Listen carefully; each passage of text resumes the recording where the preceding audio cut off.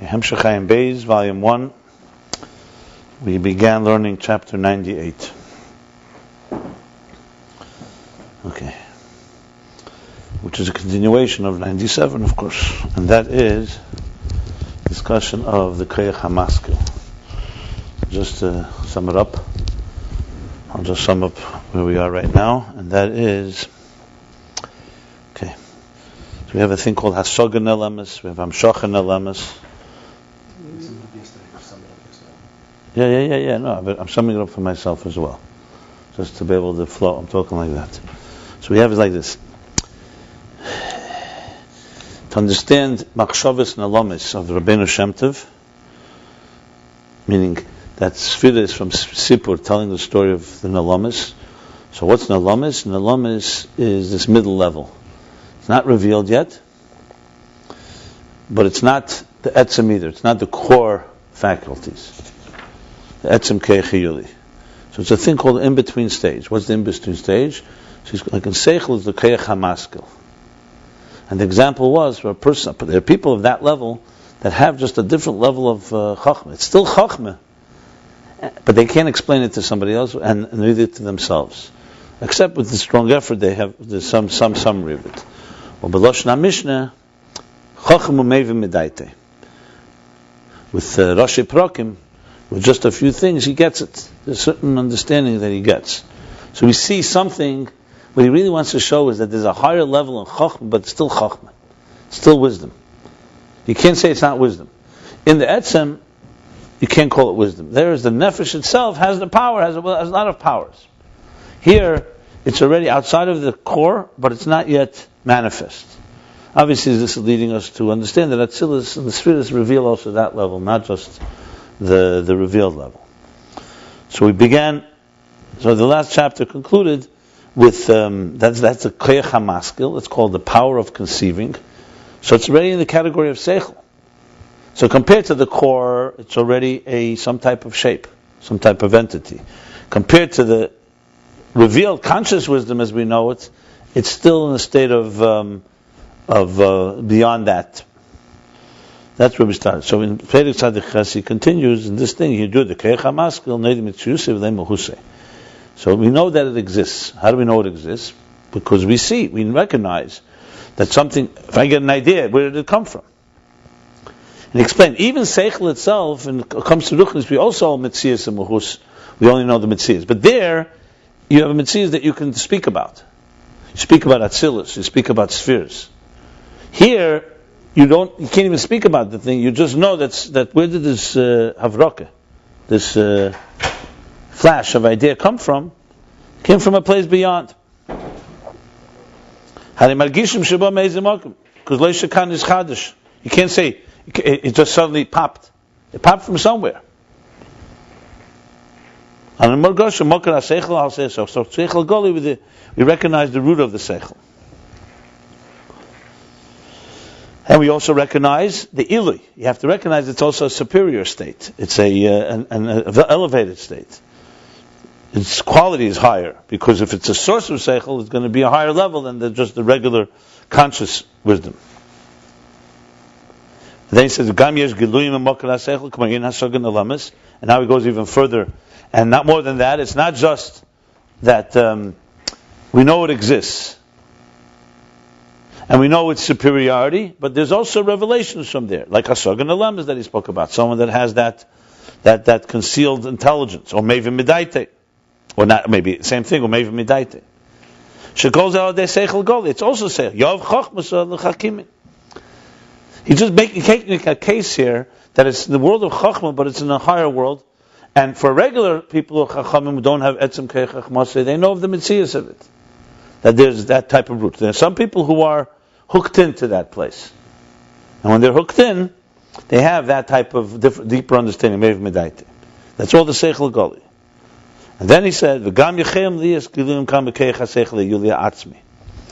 It goes now back to a higher level.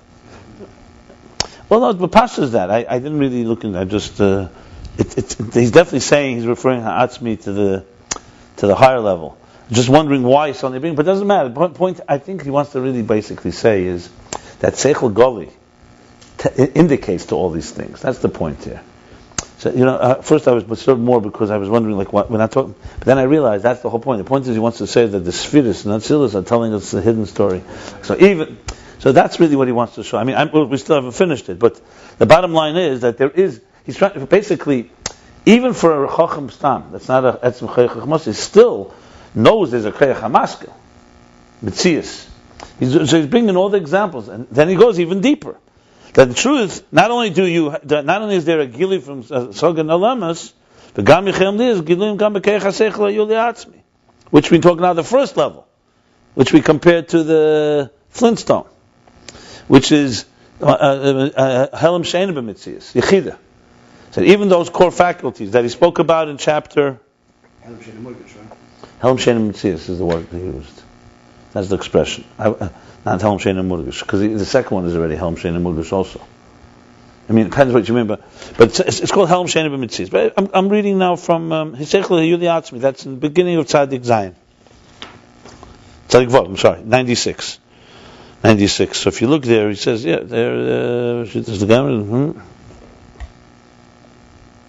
bottom there, he says, Helem Sheina B'Mitzias. Kamei Koach HaChush. Second line from the bottom. Also the fourth line from the top, the fifth line says, yeah, exactly. That's exactly what he's leading. That's what he's setting up. That the Sefirot Agnuzis has basically level 2 and 3, essentially, in the 4 levels. Yeah, exactly. That's exactly right. That's why I compared it yesterday to what we learned about Baruch Shamar. It's also the same idea. There's no Gili La'atzmi, then there's Baruch Hu. He reveals it. Look, it's what you see here is the gradations, even on the deeper level. Okay, so how does this work? And that's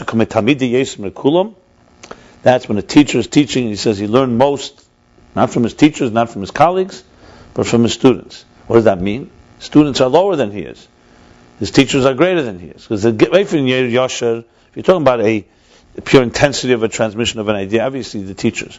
But there's something that comes back, a profundity, a quality, a level that specifically comes from below, so to speak, when you have to bring it down to your students. Or Talmud Machmas Rab, and it's not the same thing. Talmid Yesim Kulam is the mere fact that you need to explain it to a student, so you have to dig deeper. Talmud Machmas Rab is already the student is challenging, and the student is, Talmud Machmas Rab, it can be included in the Talmud, but it's more than that already. It's also that he's sharpening the mind, right? He brought earlier Talmud Machmas Rabbi in this context. Okay. So what do we see from this? That there's also a gili. It doesn't come on your own. In other words, even the most brilliant person, interestingly, a person who's, let's say, Chacham Etzem Koach Chachmasei, his Talmidim will do even more for him than even his depth. That's the interesting thing. Because this is not... It has to come from the outside. Yeah, it has to come from a type of... Right. Yeah. That's an interesting thing. Shekol Zeh Ha'idei Seichel Gali. See, that's the emphasis. All this comes from Seichel Gali. So we're not talking here some detached level. Yes, it's removed, it's apart, it's different, but it all comes Seichel Gali. So let's just sum it up. Seichel Gali dictates, I'm going Namat Lamayla, from the below up. When conscious wisdom dictates that there has to be a source. Good. Like you said, we know that it exists, because where did it come from? A step 2, everyone sees that. Yeah, everybody recognizes. Number 2, you realize there's an ilui in that. There's also, so not just that you know it exists, you know there must be a special level. 3, there's a giluyim from there. For a person that is Sagan Alamas, Mev Medaite. And finally, there's Yav Chachmas Al-Chakim. And then, there's even a gilui higher through this. So in other words, Seichel Gali, which is like a teacher's teaching. He's teaching Seichel Gali, he's teaching conscious wisdom. That brings out a level even from the core wisdom. Okay. And all this is because which means the emergence or the creation of, the bringing into being of Seichel Gali, that's what he wants to say. Gilead Helam, in other words. Remember, the Lord's here, Gilead Helam Ischachas are key code words. Whenever those words are there, Are we talking, when you say Chiddush, we're talking about understanding the distance of the divine from us, so it's completely different. We speak Gilei Helam, we're trying to talk about the Kiruv, the closeness that we have. This is a fundamental theme that goes all the way back to the beginning of the Hemshech. Is Atzilus a new thing or not? So when you talk about the awe that we have for Hashem, so like when we say Kaddish and Muvdal and the Eibishter, Ein Kaddish Kashem Elokeinu, and so on and so forth, you're talking about is beyond completely. That's like more the Sev of Kalam experience. That's more Yira, awe, respect. But then there's a level of Kiruv, closeness, and we relate to it, and that's already Gilei Helam. It's still not, doesn't mean you own it. It just means you have access to it. And that's this other side. So he's right now making the case. Remember, Atzilus, keeps saying is Atzilus, Eris and Kelim are both Gilei Helam. They're both telling us a story of something that we don't know yet, but you're capable of knowing it. So that's why he's making the case that's true, it's beyond. That's the key interface here. If you had Keches Atzmin, if you remember in chapter Tzadik Vav, he said, if we jump straight from the core faculties to where we are, it would be Ein Arech. It would be an element of distance. The fact that it comes from a core faculty, from the flintstone, to the coal, to the Gilui, gives us more stepping stones, basically. It's like a ladder. Imagine you're missing several steps of the ladder, rungs of the ladder. So what would happen would be, you're here, but to get to the next place, okay, I got to jump outside of my kelim. Here, he wants to make that there's rungs, and there's a constant process of growth. Which is really, that's why the example of Mashpia and Makabel, teacher-student, is so vital, because we see there exactly. Remember, I kept emphasizing why the Eibishter made us like children. Why do we grow from children to adults? Because you have physically, in your own children, in yourself, a dugma chaya of what it means to grow, step by step by step. So not like a child begins 1 year old and suddenly, they hit 2, they become big bar seichel. You look back, it's like almost like the story of Purim. You connect the dots, you say, hey, you see the progress, but you don't see, no one sees growth, you see it in the years, as it accumulates. The years itself comes all at once at 13? No, absolutely not. No. In Shulchan Aruch, he says the Nefesh L'Kis enters a certain level, enters by the Bris. It's all stages. A person is born B'Tselem Elokim. Everybody has a neshama. The question is all revelation. What's dominates? Mistake to think that the Yetzer Hara is only dominant. The Yetzer Hara is dominant, and what do you mean dominant? At the same time we say a child before Bar Mitzvah is not responsible. So what does it mean the Yetzer Hara? It means his emotions are dominant. It means his needs, his selfishness is dominant. It doesn't have the koach of the Moich Shalt Alalev, but he's also, trust me, I choose Yetzer Haras of children before Yetzer Haras of adults. Yeah, exactly. So it just, you have to understand what it means. People mistaken, they think it means children are bad, and become adults, they become good. It's really the other way around. Which is critical mass at 13, so to speak. 13 is primarily Moichem the Gadlus begins. That's the scene. Remember in Tanya he says, a neshama Nefesh L'Kis rests in the mind. That's self-control, reflective. A child becomes reflective. At Bar Mitzvah, the reflection becomes you start being able to have control over yourself, which is why you can put on film and other things. You have control. That's really what it is. It's not, don't make it mumbo jumbo. There's a logical thing. It means Moichem coming in. Even if you could have before, you can right. put on film before. Yeah, in the Chanami, exactly. But generally speaking, the Rabbi put on film earlier, more than 3 months before. One day before the 11th birthday. There's different. Yeah. The point being is that a child, we say Yetzer Hara, it's not as people take it so literally. It's not. It means the aspect like he says in Tanya. Midas, the Nefesh Apam is controlled primarily by impulses. The power of the Nefesh L'Kis is not that you don't do Avedas. The power of the Nefesh L'Kis is that you have control over yourself. That's the key thing.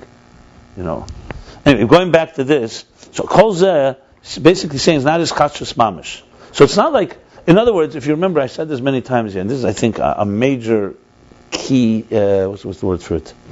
Cornerstone to Ayin Beis, is that, and maybe all Chabad Chassidus. Chabad is the interface ultimately between the divine and existence. If the Eibishter did not give us Seichel, we would never really be able to have beyond and existence at the same time. Because emotions is too much you. It's about me. Seichel has two things. You can separate. I mean, listen, you could have also be a narcissist and have seichel, but I'm saying seichel has the ability to take you to another place, but it's still in the structure of existence. It's not amunah. So amunah is... Doesn't objective seichel take you out of you? Yeah, it does, but it's still in the category of understanding. It's still in the world of seichel. Listen, seichel itself, there are levels of sichlin.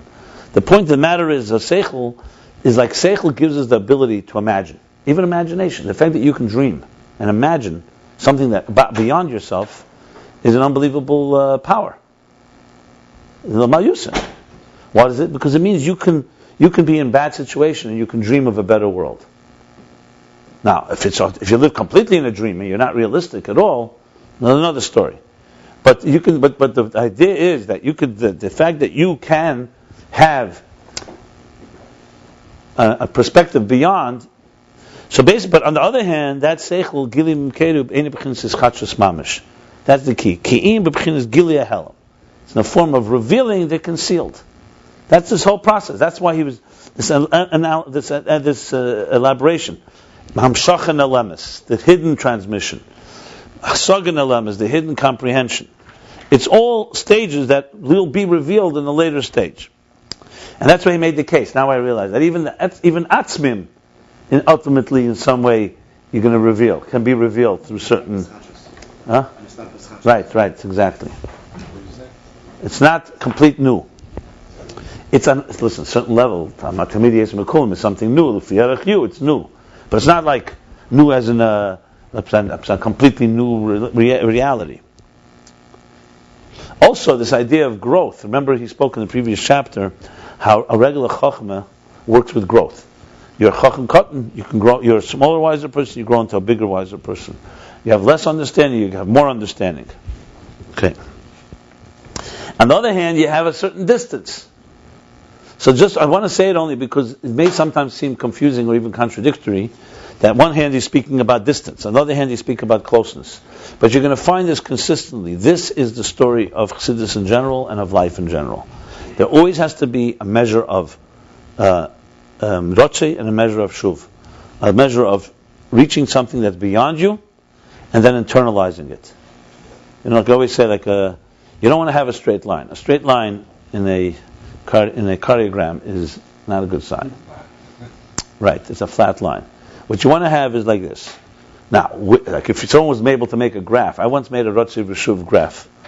Never really was mefarsim it, but I made a graph to gauge your ups and downs in life. Like Pasha, listen, through the day, when you have a real high, mark it what time it is. And then later create a graph. So you can see how your days are going.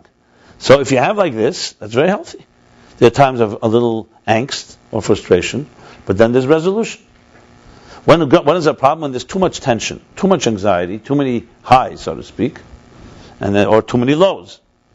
When I say high and low, I mean high being someone reaching up, meaning aspiring something.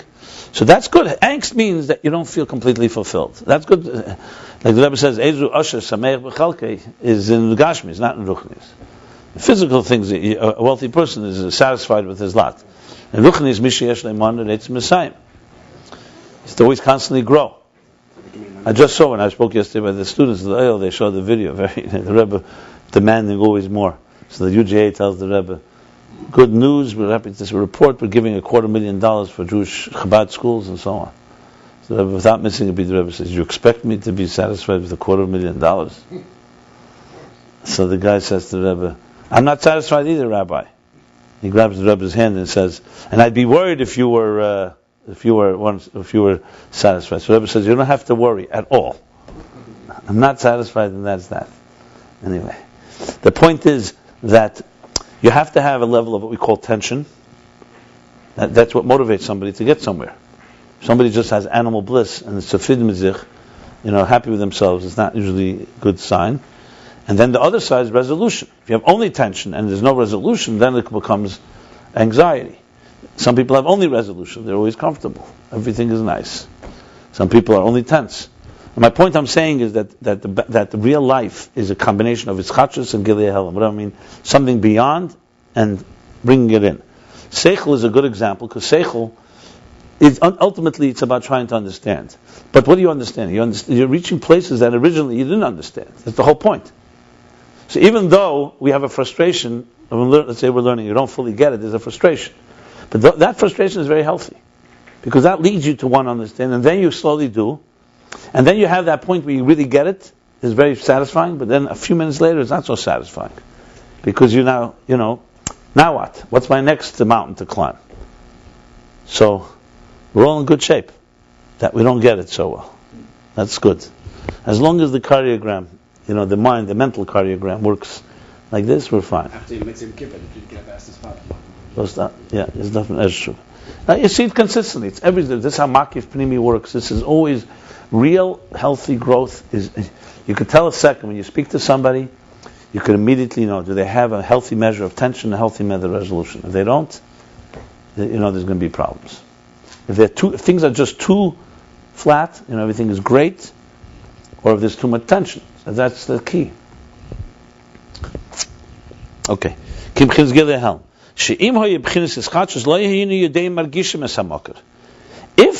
seichel from its root was ischachus, was a completely new thing, right?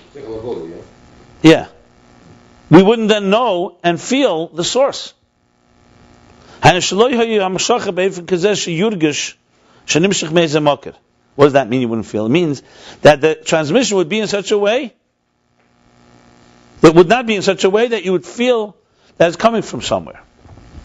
Like, for example, when a new child is born, sischachus, nobody senses that there's some source where this is flowing from. You sense that it came from somewhere, but not like in some type of gradation. Like you see a cup of water, you go to a sink, you see a faucet, you turn on the faucet. You may not know what the reservoir looks like and how big it is, but there's no question this water is flowing through some pipe and coming from somewhere. In other words, it's coming in a process. What do I use? Process. There's a process of how it got to you. When a child is born, yes, we know that it came, but there's definitely a jump from a reality that we can't completely relate to at all. And the child is born. Even that's not mamish chassus because it's a key, but that's more example of bria as opposed to Gilead Helen. That's my point. So there are things that are very, very. So you're aware that there's a source, if or else it would have transmitted in a way that you wouldn't feel that it's coming from somewhere. Being that it's infinitely distant, so you wouldn't feel that it's coming. Now he's going through all these things. So number one is that we feel that it's coming from a source means it's Gilead Helen.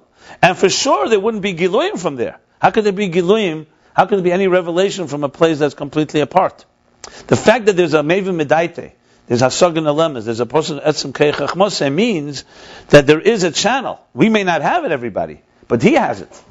So there's a channel of Gilui, and Ki'im, and also Talmid Yesem Mekulim shows you that. Because if there was no connection to if the Etzem Keichayuli, the core wisdom, is beyond, then nothing could help. How could you get there?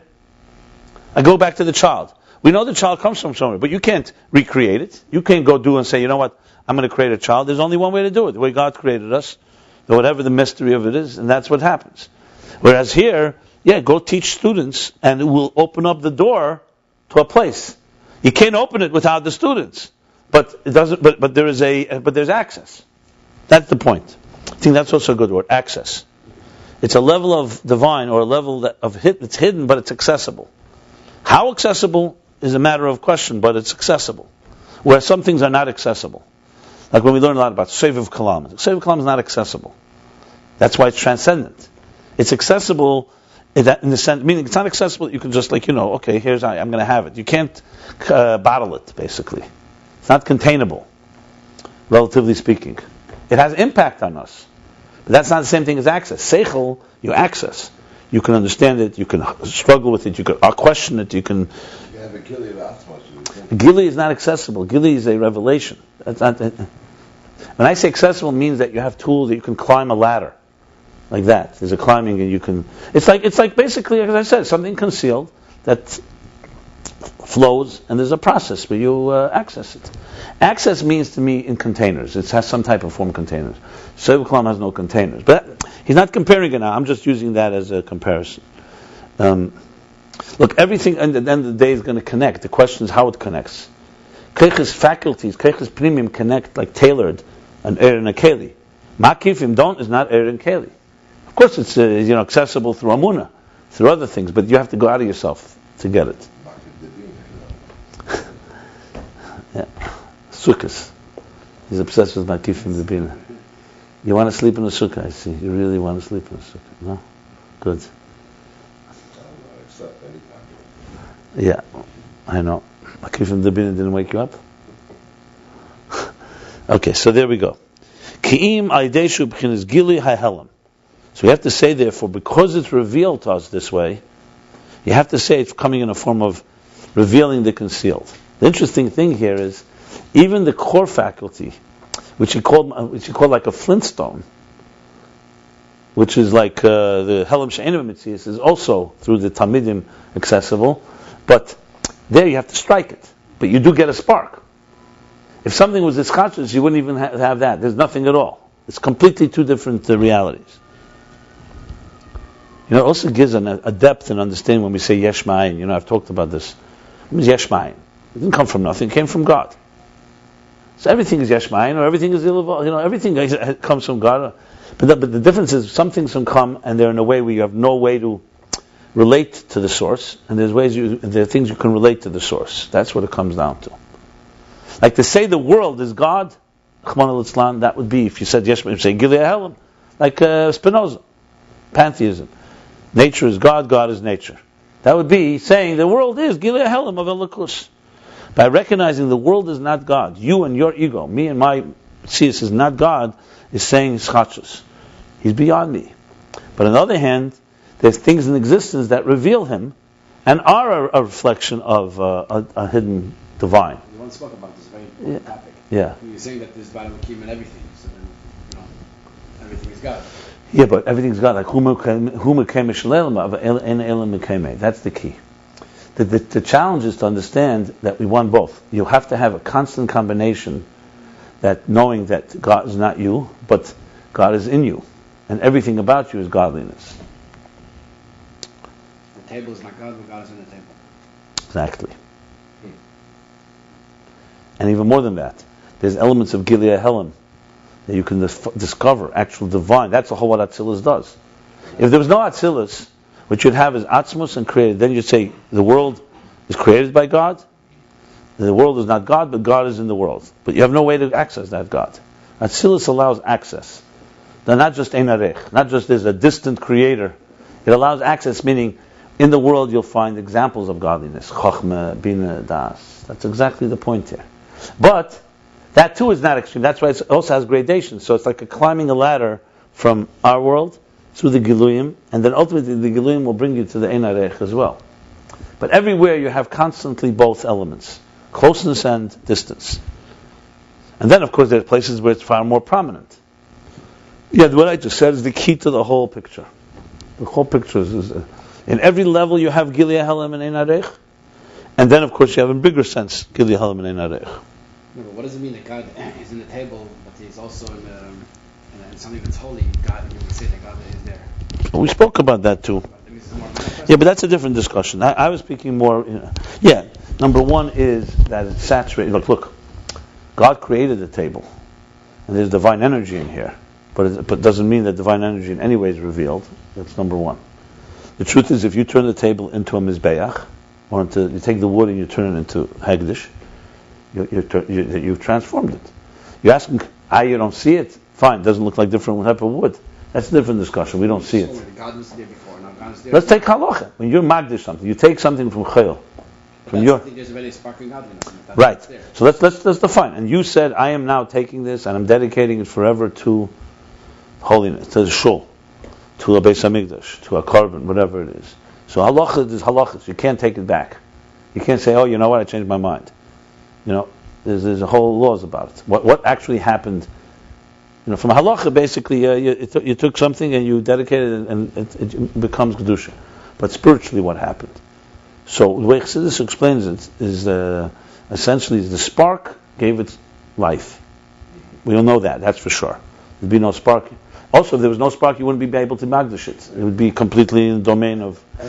Now, God gave a human being a soul that can take. This is very much the hadron of the Rambam, the Rebbe Lamed Tav Shalom Hey. He speaks about Eina Motzei and Motzei.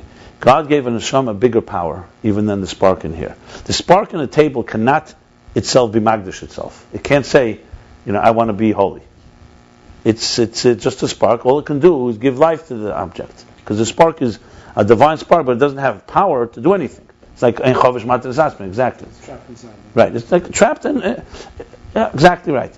A human being, because the soul comes from even a greater, powerful, divine power, we can go and take a thing and say, I'm going to dedicate the spark of this thing to Kedusha. And in effect, it's, let's call it revealed. I don't know if the word is revealed in the physical sense of the word, but you bring alive, it's like taking a pilot flame and now lighting a fire. And now the object you've dedicated and has become godlier in the sense it's no longer a creation of God with the spark, it's actually a godly force now. You can make something into a very Zorah. Completely opposite thing. Correct, where the spark becomes even more concealed. Correct, that's right. It wasn't when you made it a godly thing, you brought a bigger spark, you made it the spark bigger, shine brighter? I mean, see, bigger and brighter is not a good word because it's not volume. Yeah. It's qualitatively. So the spark Qualitatively. different? Yeah, for sure. I mean, let's take an example. Let's take letters. When you take the letter Beis, Reish, Vav, Chof, Beis is a nice letter. You put them together, the Beis now is the word bracha. It's giving you his blessing. What kind of change happened? The Beis is still a Beis. The Beis hasn't changed, but it's part of something. It's an example. There are other examples you can give. It's a qualitative difference. It's now giving you a message of blessing, which once upon a time it just was the letter Beis. It had potential to do that. Or God forbid you use like he said, you use the letter in a negative way. It's negative force. So this object became part of a greater force. Exactly. It's called the domain of Yeah. Kedusha. Yeah. When we say in Chumash what he said, that the human being will be shalit, dominate over all of creation. It doesn't just mean you can hunt and control the world. It means you have the ability to elevate the world or degrade it.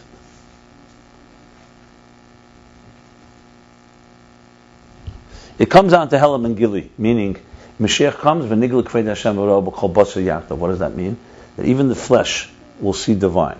It had sparks in it. It had sparks, but it was not revealed. It was concealed to the point that people can be selfish and use the whole material world for their own interests. That's what means the spark is concealed. Basically aligned toward what God wants it to be, the object in some way changes. Yeah, but in times of the Beis Hamikdash, it was still the same stone, right? I mean, it looked like the same stone. It looks like to our eyes, also we look with our eyes, we have physical eyes, but a tzaddik can see. The Chassidus brings the example of munach b'kufsa. And when you make a mitzvah with something, you actually change it. The fact that you don't see it, it's like the energy is concealed. Because we're still looking with chumrizdik eyes. The bottom line is like this, that... So before it was concealed, and now it's also concealed, right? Bottom line. No, it's not concealed anymore. You're still concealed. That's why you don't see things. We don't see a lot of things. So that's how they could see it. Yeah, and the world changes. Look, when we believe that the democracy or freedom comes in the world, is a cumulative effect of mitzvahs. That it changes. You just don't see the change in an immediate direct way. It refines existence, basically. The point you have to remember is like this. The spark in something does not mean, it says, everything is for God. But it doesn't mean that it's l'chvede until you use it l'chvede. You can, God forbid, use it opposite. So the purpose of it is not realized. It would be the equivalent, the simplest way to put it is, you buy your child a toy, with a bunch of pieces of wood, and say, go build something. So even right away, the pieces of wood were made for that. So they have the spark in there. When he builds it, it brings it to life. Then now you're fulfilling what the desire. But we're really off the topic, to be honest. But fine, we talked about it. Good. So bottom line is Kimadeshu B'chinas Gili, and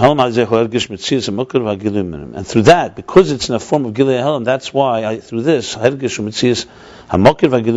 that's why we sense the existence of the source, only existence. We don't know the mehus, the personality, but the existence, and that's why there are revelations from that source.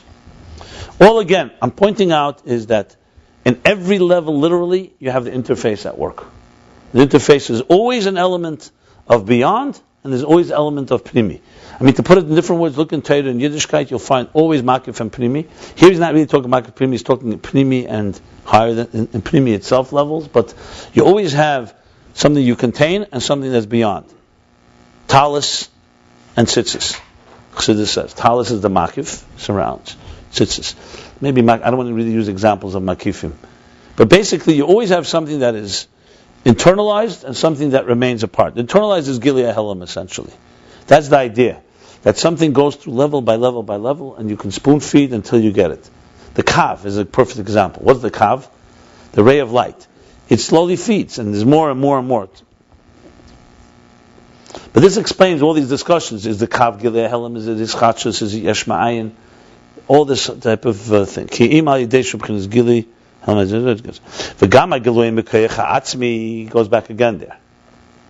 And also the revelations from the core faculty, which the core is the highest level, the unconscious. They said is even higher than the koach ha'maskil. Hagam shezu adei ha'lomas v'estadim. Even though these revelations come through concealments and cover-ups, coverings.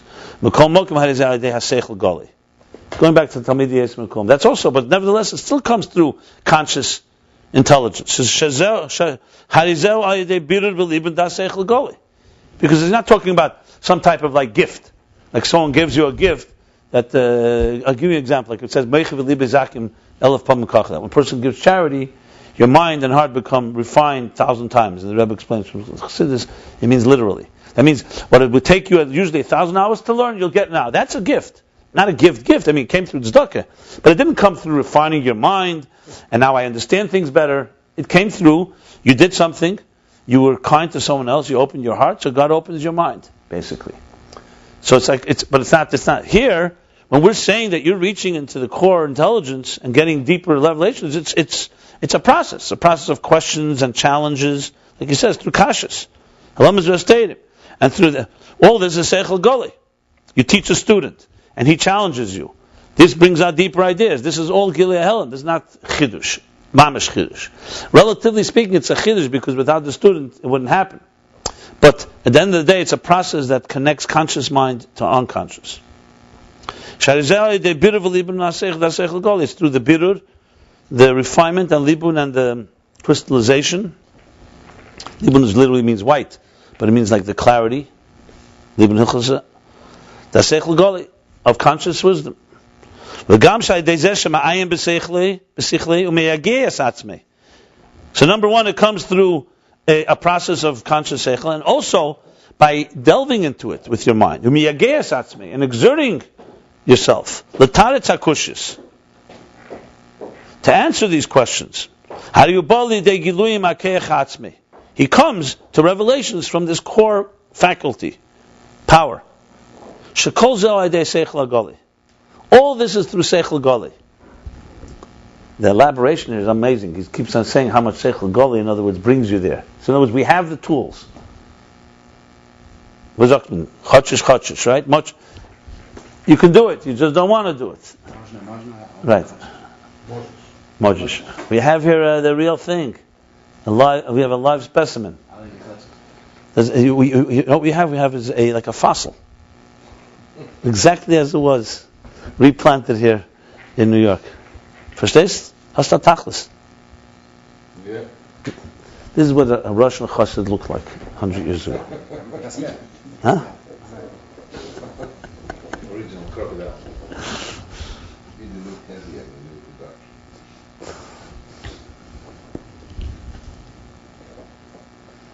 Good.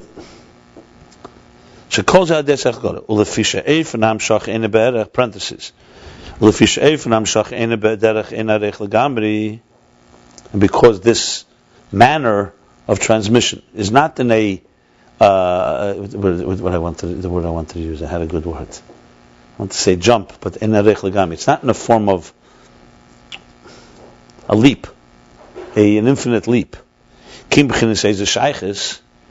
But rather in a form of relationship. There's some type of relationship, one level to the next. So commotion is barleil perek tzadik vav.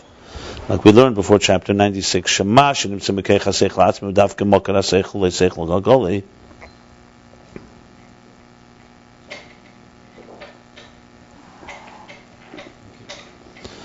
So what?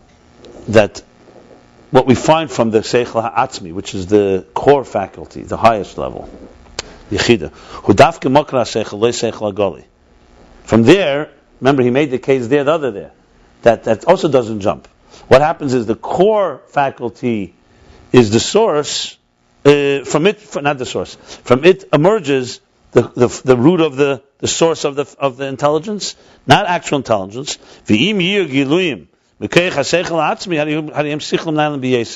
And there are revelations coming from the core thing, core intelligence.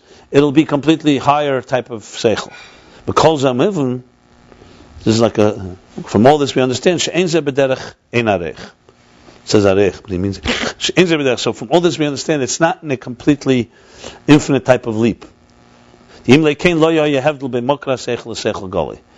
Because if it was not that way, meaning if it was infinite, there would be no difference between the source of intelligence, the two levels, that's level 3 and level 4, and conscious intelligence.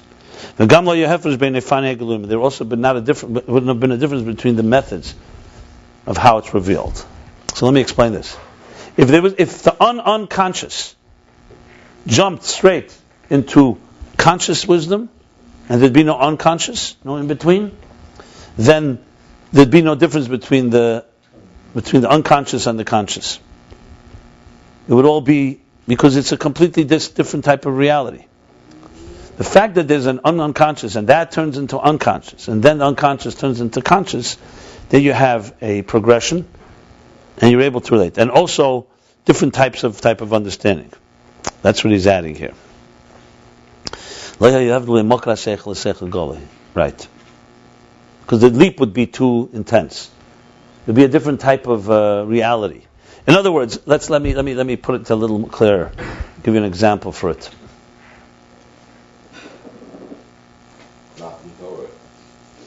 No, that's not. No. When you teach, let's say you're teaching, you want to teach a core idea to students, a deep idea, and so it's not just you have a deep idea and you find good examples, and they with a little time they get it. You have to actually do it in stages. If you jump and say, here's the deep idea, and let me give you an example, and study this example, you'll figure it out. It may never work. What you have to do is give introductions and somewhat dilute the core idea into a stage where they can begin to discuss broader concepts. Then comes the stage where you really actually bring it down through examples in a revealed way. If you jump straight from the core idea to the recipient, there's going to be something missing. It may be a seichel they'll never get. There'll also be like I'll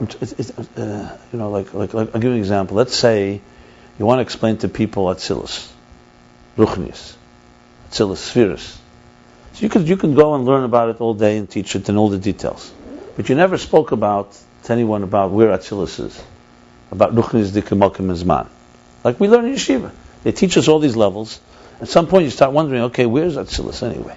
Where is spirituality? So what was missing here, so no one ever gave you a whole type of discussion of the real understanding of so you have words. My point is that to get from the unconscious, something that's so beyond, to a level of conscious understanding, you have to go through a stage where you explain certain principles that are not yet the conscious understanding, but they're also now outside of the core, because the core is beyond. So what he's saying is, if you take a thing that's completely beyond, and you skip, and he says, what's he using? Because if it was a complete jump from there, there'd be no stages. There'd be no, okay, you know what, I got a more abstract idea, now I'll get a less abstract idea.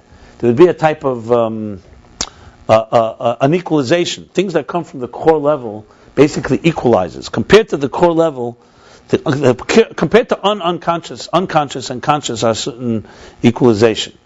But the thing we have to understand, on the other hand, the unconscious is far closer to the unconscious.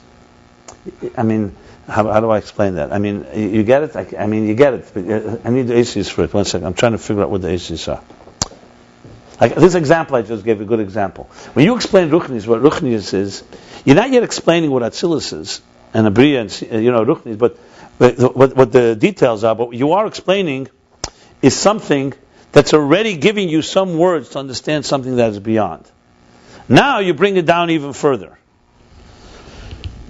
So if you began straight with an idea that's completely abstract, completely on a core level, everything else would just be equal. There'd be no gradations. That's the bottom line.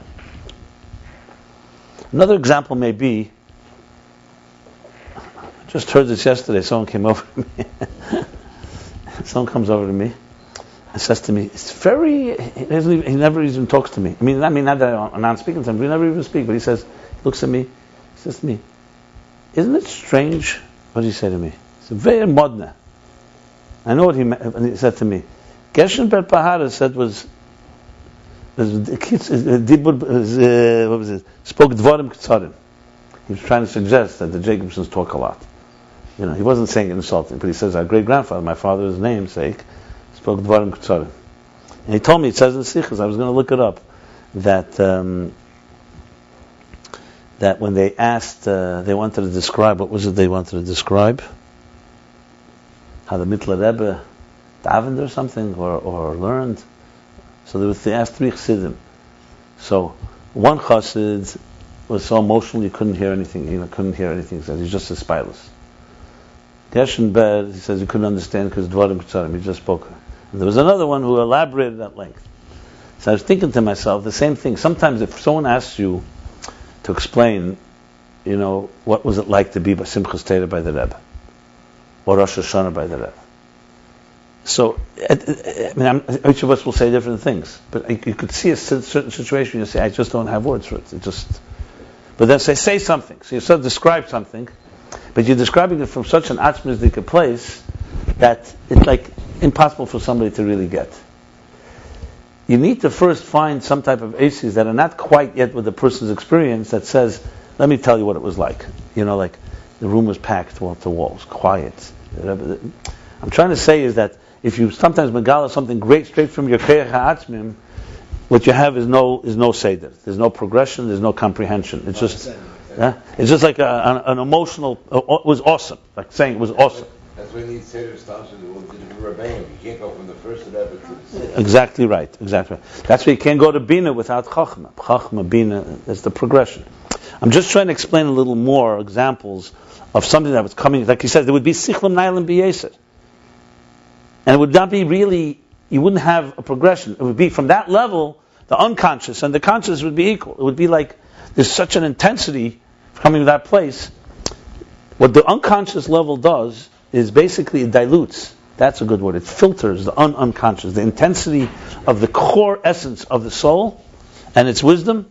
It creates at least an unconscious state. And now from unconscious we can bring it to conscious. There has to be examples in physics for this. Definitely in engineering. When they try to generate electricity, there's definitely the early stage, like in a nuclear reactor, where they create the charge, where you can't just suddenly start just transmitting it to homes or... It has to go through something, because the charge is so intense, you have to have a stage where it almost like the cooling agents and everything that keeps it at bay. But it's still extremely intense in the second level. And then you can begin to transmit. Essentially what he's saying, I'm just giving examples because the key thing he's also saying is that if it came from there, if it was completely, there'd be no difference basically between the root of the source of seichel and the seichel itself. Which is right. Let's put it this way. If you had mayonis hamizgabrim, if you had the springs, the live springs, would suddenly burst open, the rivers would be overflowed, and we would never be able to have any water. You need to have that the springs channel it into rivers. And then the rivers can bring it to us. So the unconscious just opened up, it would just completely... There are some times that God gives it. No, he says that. Of course there are times. But that's that defined times and a limit. If it didn't stop flowing, it would overflow. Look, let's put it this way. You said 10 by Matan Torah. By Matan Torah, and every word, their souls expired. And Hashem had to renew it. Because if it's too intense. That's essentially it. If it comes from the intense place, and there's no mucker, so the mucker and the next level would be equalized. Okay. This first. I think that's a good example. Hurricane Sandy. Now, it's a very good example because a mayon is sometimes compared to the first level etzem. A mayon is the spring, the live water. A river is the concealed level, and then there's how we receive the water, the recipient. That's already the revealed. So if the mayonis would suddenly burst open, like it says by the Mabel, then the rivers would be overflowing, and you wouldn't have a river. You wouldn't have something a conduit that would bring it to us. So interesting, the unconscious becomes the interface between the core unconscious to who we are, and that's why we said about the oil, the two levels. There's the oil how it's there's the oil that attaches to the wine. Yeah, that's interesting. So there's levels, very good. And the example from this will understand. Now he's going back to the story. We're finishing the subject. Yeah. No, but the beauty is, you see, the challenge, exactly like in business management or in personnel management, how much to delegate and how much not to. Some people over-delegate, some people under-delegate. You want to make sure that there's a flow, there's a process, but you're not stopping the process too much either, and you're also not letting it just be reckless. So it's a Government is the same thing. What? Government. Talk about elections, yeah. And the example from all this, he's bringing it all back now to the whole discussion.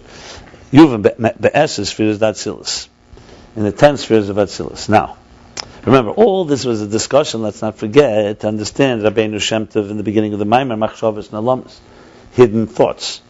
So he began by explaining the faculties, the core faculties, the source faculties, and the revealed faculties. And he explained it all, as we spoke about, how and he spoke with Atzilus is beyond, and all that, and then brought it into the faculties, and then spoke about Nalamet, the Machsaga Nalama, and where we are now, the koach HaMaskil, and these levels. So all this now is the Levadzes, talking about the 10 spheres of Atzilus. Remember, the 10 spheres of Atzilus are like the 10 faculties. The Levadzes, Shem Bechinas Gili, Ma'amachshavas and Nalama is beyond that, besides that, or in addition to that they're revealing the hidden thoughts. So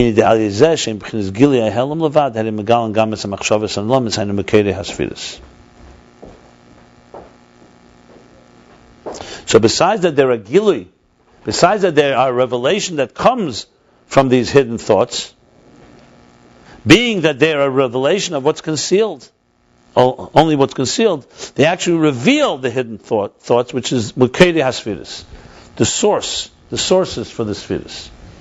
So, stage 1, you could say, which was what he said in the beginning, if you remember, Atzilus reveals what is beyond. Not just the Kalim reveal what's in the air, the container reveals the energy which was discussed in the previous Maimer, but it also reveals what's beyond. But you could say, what happens? Atzilus is like conscious intelligence. We know it's coming from somewhere, from a hidden place. So he's saying more than that. Because it's Gilei Helim, it's actually revealing the hidden place, the root. It's actually revealing it. I knew you're going to like this. Because now it's known that the hidden wisdom is level 2. Revealed wisdom is conscious wisdom. The unconscious wisdom is called Chachmas Tima. What we called before wine.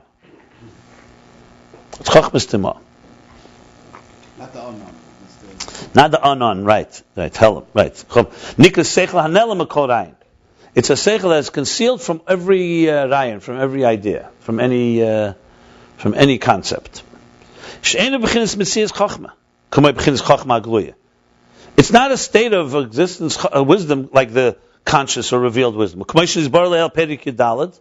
He's bringing everything together here. Like we learned earlier, chapter 14,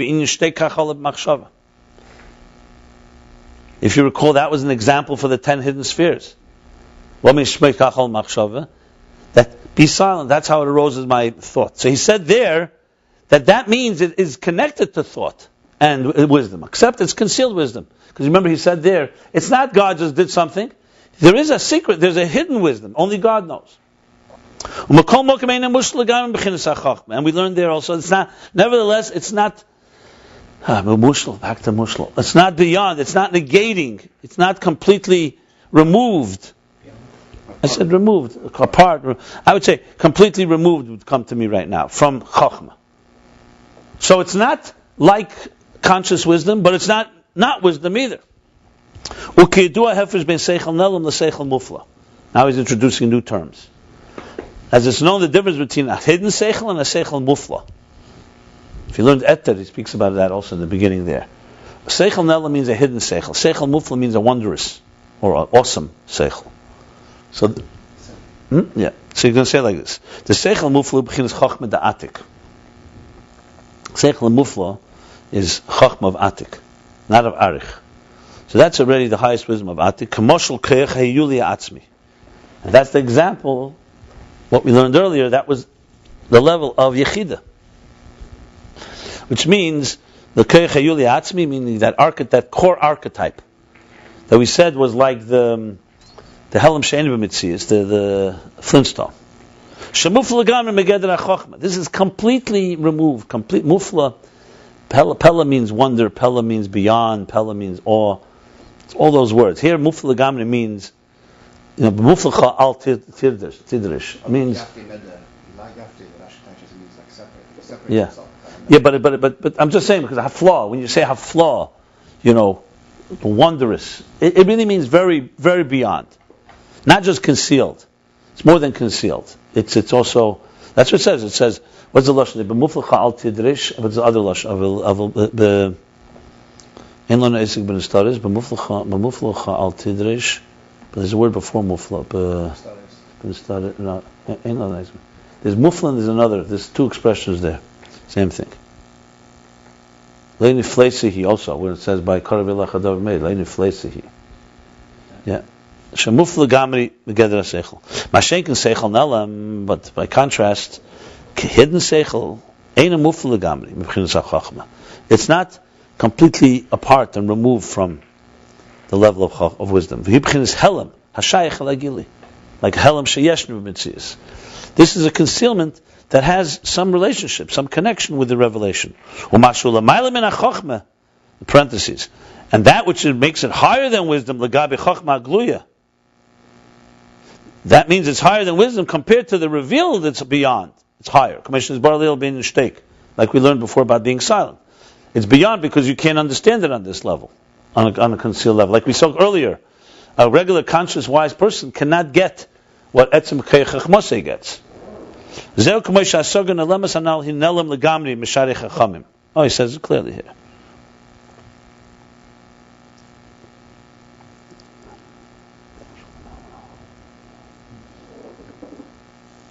That is like that concealed comprehension that we spoke about before. Hinelam l'gam is completely concealed from the other wise people.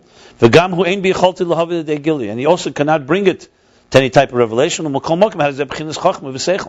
Nevertheless, it's a state of chachma and seichel. I'm just trying to read the beginning of the parentheses, but it's not clear to me. 1 second. That's very seichel now.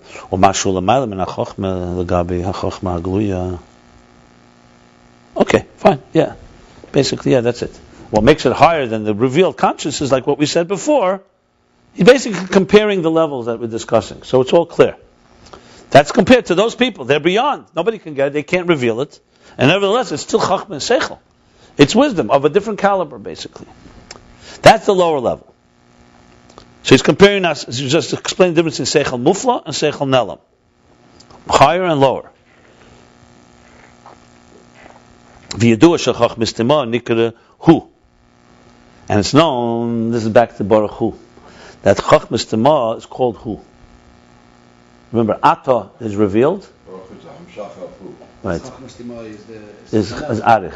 Right. It's chachma of arich. Chachma of atik is chachma mufla.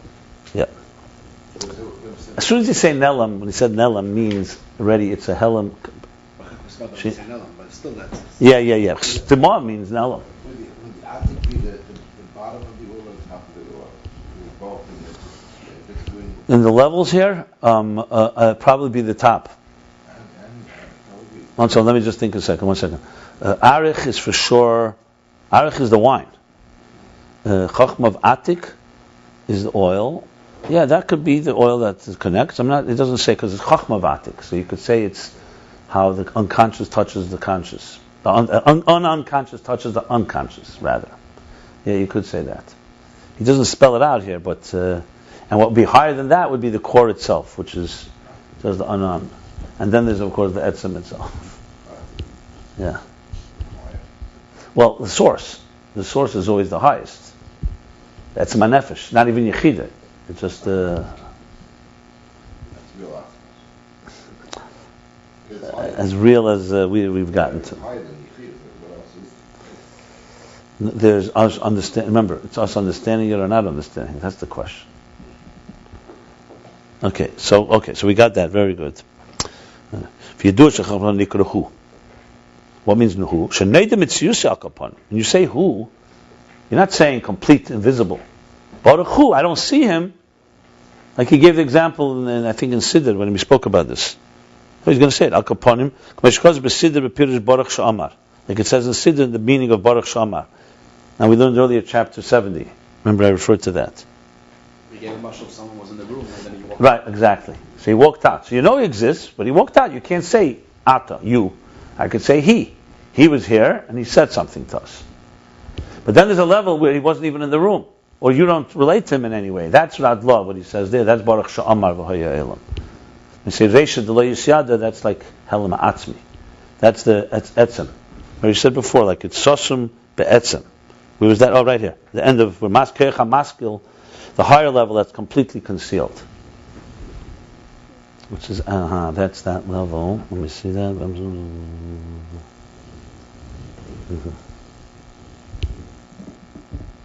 Oh boy. Oh yeah. So in Imre Bina he actually says that Etzem Kecha Chachmas is coming from the higher, from the Etzem Chachma. Kecha Atzmi of Chachma comes from the higher. From the higher. It doesn't matter, but bottom line, yeah.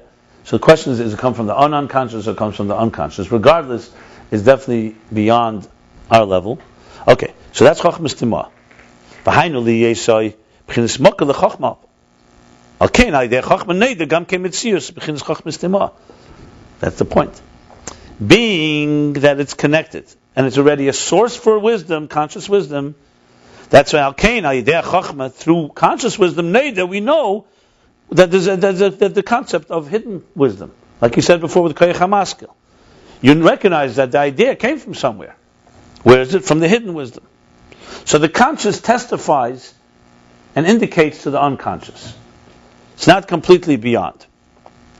Next parenthesis. The primary thing is this. I'm sorry. The primary place where we know the existence of the hidden wisdom is in Atzilus. The Gili HaChochma Sham is Gili HaMehus Mamish. Okay, now he's qualifying and saying, remember, this is all Atzilus. The hidden sphere, the revealed spheres of Atzilus are revealing also the Chochmas Timah, the hidden faculties. So he's saying this is primarily in Atzilus. Why? Because in Atzilus, conscious wisdom is Gili Mehus Mamish. Is actually a revelation of the Mehus Mamish. And Chochmas Timah is only a revelation of the existence. Remember, let's go back for a moment. Remember, let's not forget that we're not Atzilus souls. We're not Atzilus consciousness. Remember the beginning of the chapter, he said in the parentheses, well, let's go back a moment. The way we understand spirituality, we also only know its existence. It's not mehus haruchni, but we know it exists. In Atzilus, however, they actually know the mehus of ruchnis. So, essentially, if you want to compare it to us, we'd have to say, what for us ruchnius is mitzias. In Atzilus is the mehus, and Chochmas Timah is mitzias. You get what's going on here? In other words, our mitzias is material things. Our mehus, rather. We know the personality of Gashmis. We can relate to Gashmis because we're Gashmistic beings. What would be example of Mehus of Gashmis? Time, space. 5 minutes from now, tomorrow, yesterday, a 7-ounce steak, a 12-ounce steak. That's what we understand. I know there's no such thing as a 7-ounce steak. A 7-ounce burger, 12-ounce steak, 16-ounce steak, 24-ounce steak. Okay, we're getting there. This is Gashmis. This is understanding the mehus. And you take a bite into a steak, everybody knows that. I'm not a particularly steak guy, but whatever food it is. Take a bite, you don't need, it's a mehus mamash, not metzias. It's not a, like the Levi Yitzchak Badizhev said, that he tells the Eibishter, a big kunz. You put the Elam Haza, we live it. And you write in the books about Elam Haba. You should give us Elam Haba to live and write in the books about Elam Haza. That's metzias and mehus. We read in the books about the spiritual. Mehus?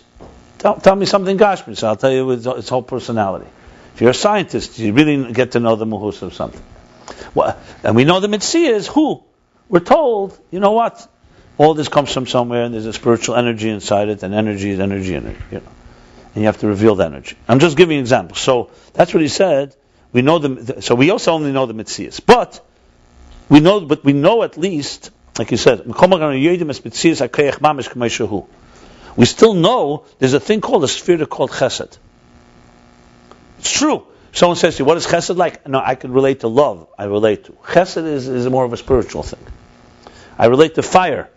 And mehus of fire. And Metzias, I know it's Gvura. But you still know an entity called Gvura. You can learn about it. And you can understand it well. You can come to understand that fire evolves from Gvura. That's our comprehension on a conscious level. So we have mehus and Metzias in our conscious. What he said earlier, however, is when it comes to the Makar HaSeichel, where does Seichel come from? Even the comprehension of, let's say, Chesed and Gvura, which for us is only Metzias, but it's still, we know what it is, definition, that already we don't know. Unconscious, we know there's something there, we know there's something behind the curtain, but we can't identify it. In Atzilus, everything is lifted. So there, it's a form of a Makar, that's called Seichel Melam. And then there's Seichel Mufla, which is completely beyond the beyond, unconscious. But what he's qualifying here in the parentheses is a critical qualification. That's us. What about Atzilus? And Atzilus, the essence spheres themselves, that level, for them, Elikus is not a story. Who? Elikus b'muchash, Goli. Revealed Elikus, that's what the sphere is. So from Atzilus' point of view, they're not just getting, there's actually a mehus of Ruchnius. However, what about the Makar? Which for us is just, we know that it exists, but we don't even know we know it's Metzias, but we don't know it's mehus. Here, Atzilus does know the mehus of Ruchnius, not like we know it. We know the mehus of the Metzias, basically. Atzilus knows the mehus of Ruchnius, of Chachma and Bina, Chesed, Gvura. So there, Chachma Stima is who? So relatively speaking, for Atzilus, relating to unconscious is like how we relate to consciously to spirituality. You get what I said? That's more or less what he's saying here. It's very interesting. In other words, if you ask the Neshama Atzilus about Chachmas Tema, he's obviously closer to it. But unconscious is unconscious. It's still unconscious. But his relationship is much closer. He knows of its existence because he knows the mehus. You could even say he knows of it better than we know it. He probably knows it more like we know Ruchnius. Okay, yeah. So because there b'chinas gili mehus mamash v'chochmas mal b'chinas gili hametzias. V'ayim asher kosav l'kutei Torah davi yadaita aleph. Delve into L'kutei Torah. Veschanan, this is the first v'yadaita. The b'chinas mamalakalam, and he says there that the level of mamalakalam, the hainu b'chinas chochmas shayich yediyas hametzias. That the level of mamalakam, which means chachma is mamalakam, it's a koach pnimi, an internal integrated faculty, wisdom, in this immanent energy, there is possible yediyas hametzias. V'hainu, ub'chinas seviv, v'hainu b'chinas keser hu inyan amuna. But level of seviv, transcendent energy, which is the level of keser, there you need faith, which seemingly contradicts some of what we're saying here, because suddenly faith comes into the picture. I don't know if he's going to answer, I'm just pointing it out. So he's saying that in L'kutei Torah, to touch Keser, which would be Chachmas Timaz, in Keser, you need faith. It's not just, till now he was saying it was Seichel, but not direct Seichel, we call it extrapolation instead of interpolation. Extrapolate. Okay, let's see what he's going to do. And it's explained elsewhere, Shezeu Etzleinu Kach. that's how it is by us. Al ba'atzilus hachachma b'chinas hasagas hamehus. Chachmas timoah b'hasagas. Yeah. So elsewhere he answers the question. So there's a question on the table here, which this parentheses began to explain. We explained that what? That Natzilus, see us, our relationship with the source of the unconscious is also not faith. We know its existence, but we know it completely from process of deduction. We deduce that it's there. Now he's going and saying Atzilus has, however, an actual personal understanding of the personality of spirituality. It's not a story. It's not in the book. It's the mehus.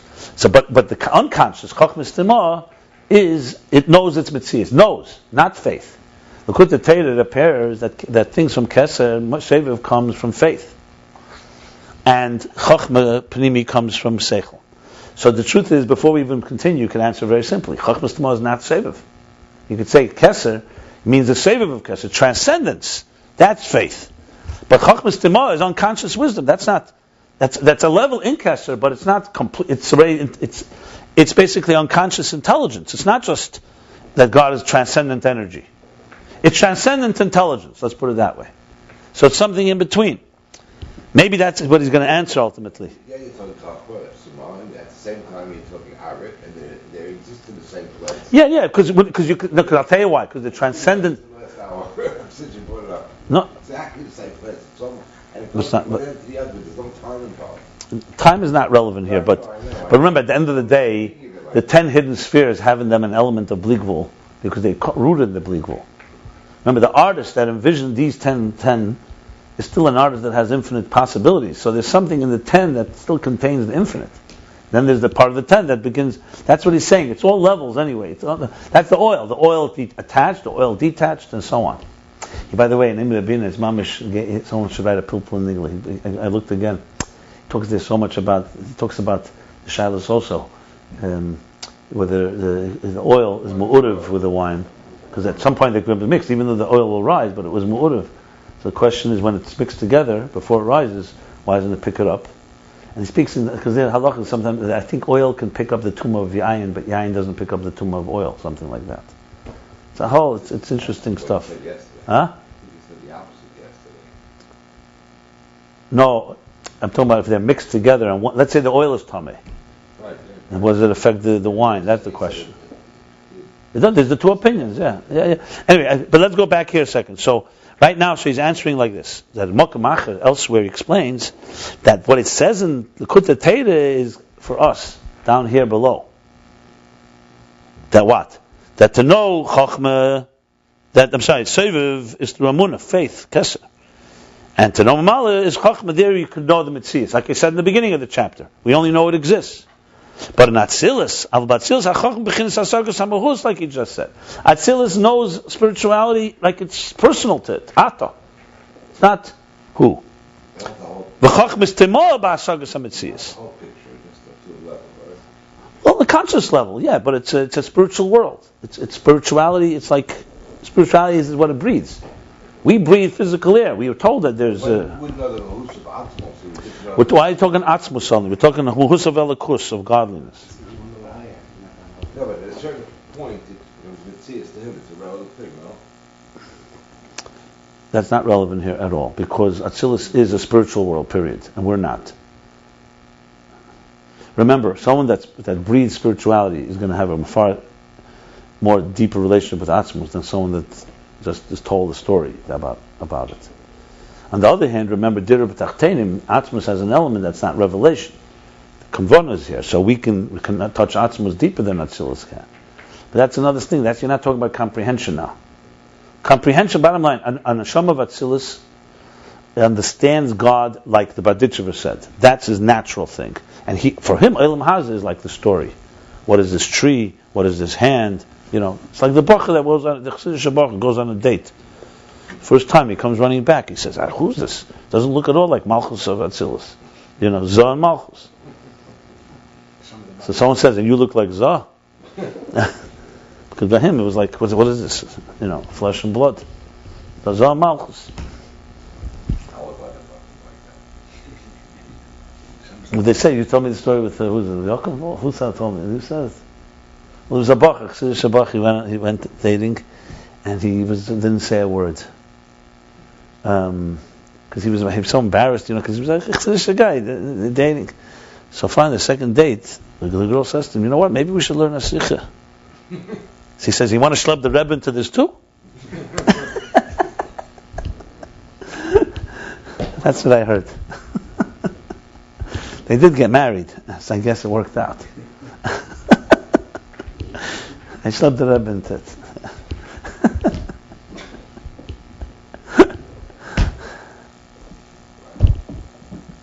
Anyway, no, okay, fine. So, but Natsilis has asagas mehus, and chochmas mitzvah is asagas hamitzias, not faith, comprehension of its existence.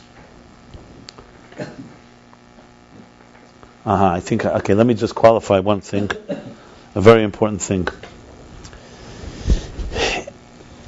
See, now we're already talking godliness, and before we were talking unconscious.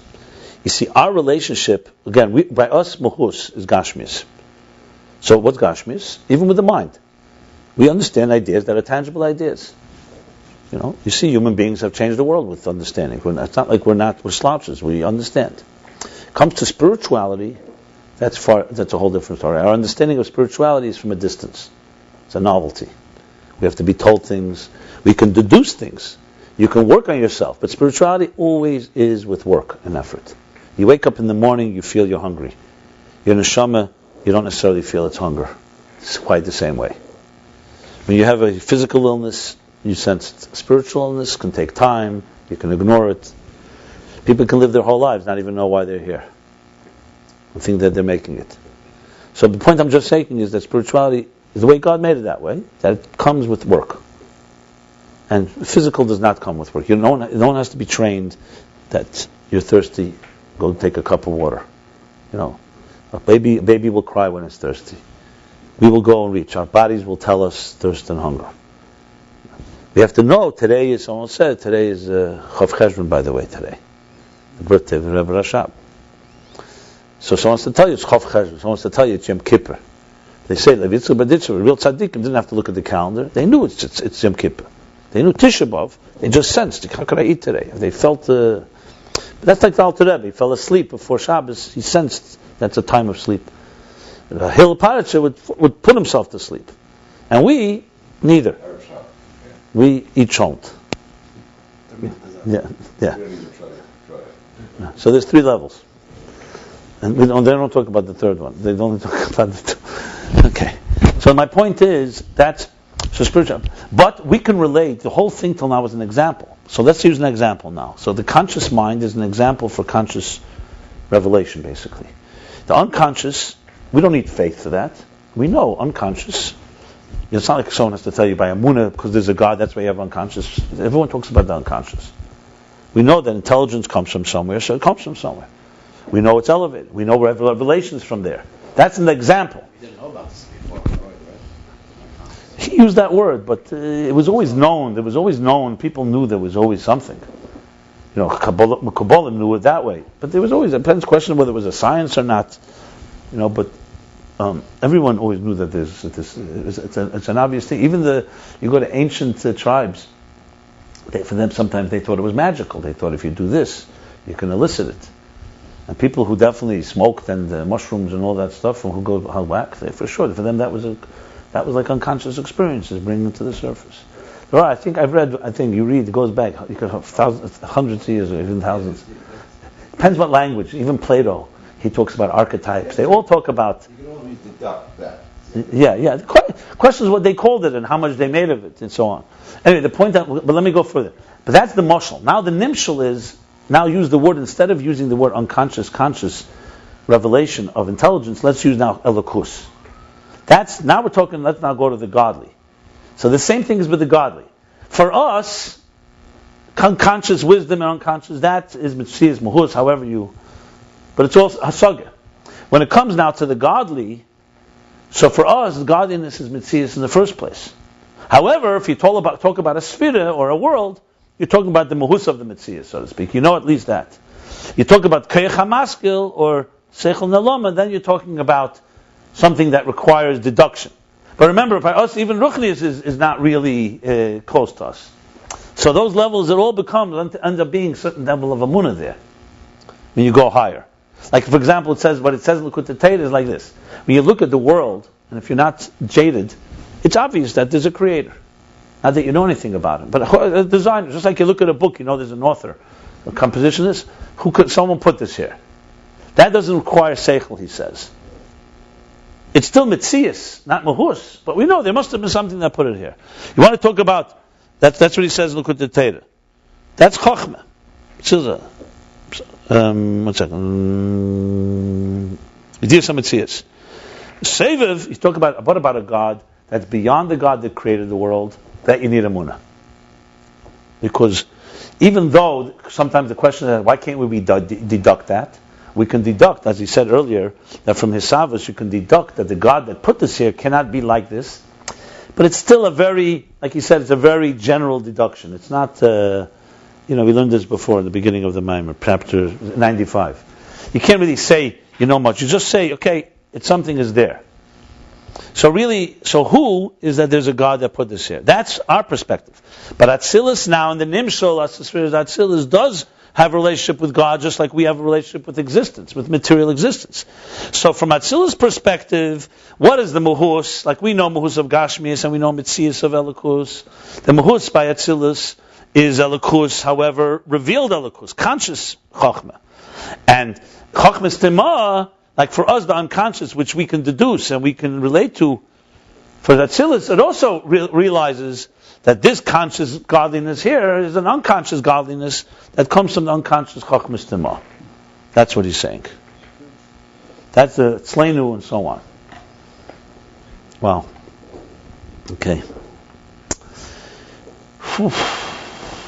Interesting. Because we know that there's an unconscious, we also know that the unconscious has a source.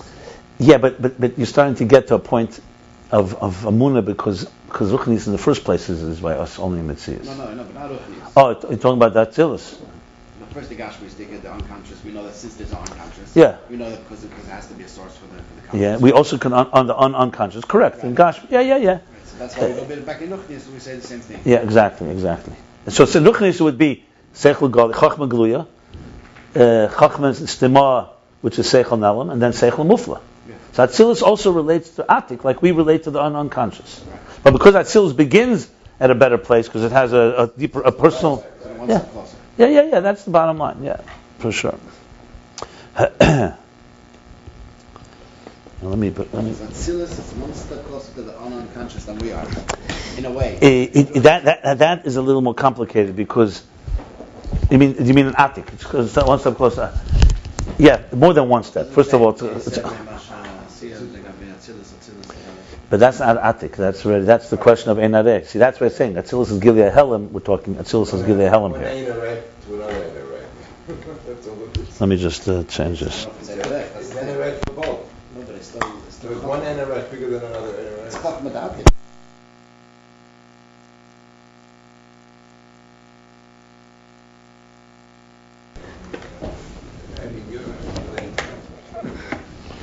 No, but here's a key point. No, one second. You bring a good point, but remember he said that he brought the Yesh Shein Arech. The Yesh Shein Arech is relevant to Atzilus as being Yesh Ma'ayin and Chachus. That's compared to Bli Gvul and so on. Here we're talking Atzilus as Gilead Helam. Everything here is Gilead Helam. Everything here is revealing the concealed. Even for us. Because the whole point of Atzilus is to be an interface to understand God and to appreciate and to feel God.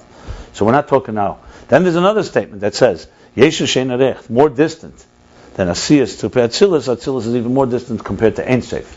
That's already Atzilus relating to God that is completely beyond everything. That's basically compared to this Bli Gvul higher than the 10 hidden spheres. He's soon going to say in later chapters that the story of Atzilus reveals also that. That's where Bli Gvul meets Gvul. But we're not talking Bli Gvul now. We're talking even in the structure of existence. In the structure of existence, we have a mitzias of the divine. The unconscious is an example for it, and Atzilus has a mehus of the divine, the personality, but it has a mitzias. It knows of the Chokhmah Stima. That's what he's saying right here. Let me just finish. This is all explaining the Likutei Torah. He's still in the parentheses. V'gam avur sham, and it also explains there by habir habeis, meaning in Likutei Torah. In the second bir of Yedayt in Likutei Torah, it also explains be'inyan hadas be'amunah. Here he's going now further. That there's a thing called das and amuna. Knowing within amuna. So now we're going even further. That even seviv is not just plain faith. There's also a capacity of having comprehension and a sense of its existence. V'zeu gam etzleinu. And that even by us. This is going even further. You see, ultimately, the goal is that we should have a relationship with. It's not just Atzilus should be connected. We should be connected. So now he's going even further. And that's also by Etzleinu. That's also by us. Because even though initially he says by faith, like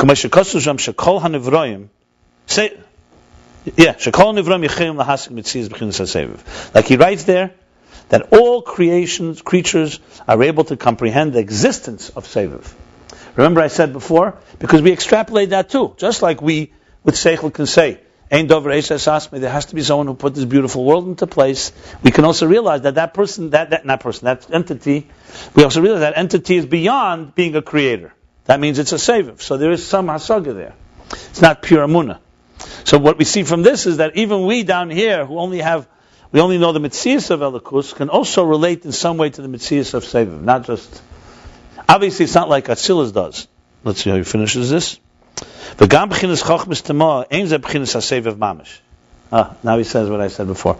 And also, Chochmas Tama is not pure Seviv, not pure transcendence. Chochmas Tama is the source for the immanent, for Chochma Gluya. But also Seviv can be understood its existence, as we shall explain. So he said a lot of things in this parentheses. Yeah. Yeah, for sure. Yeah, exactly. At the same time. Yeah, it is. He's basically.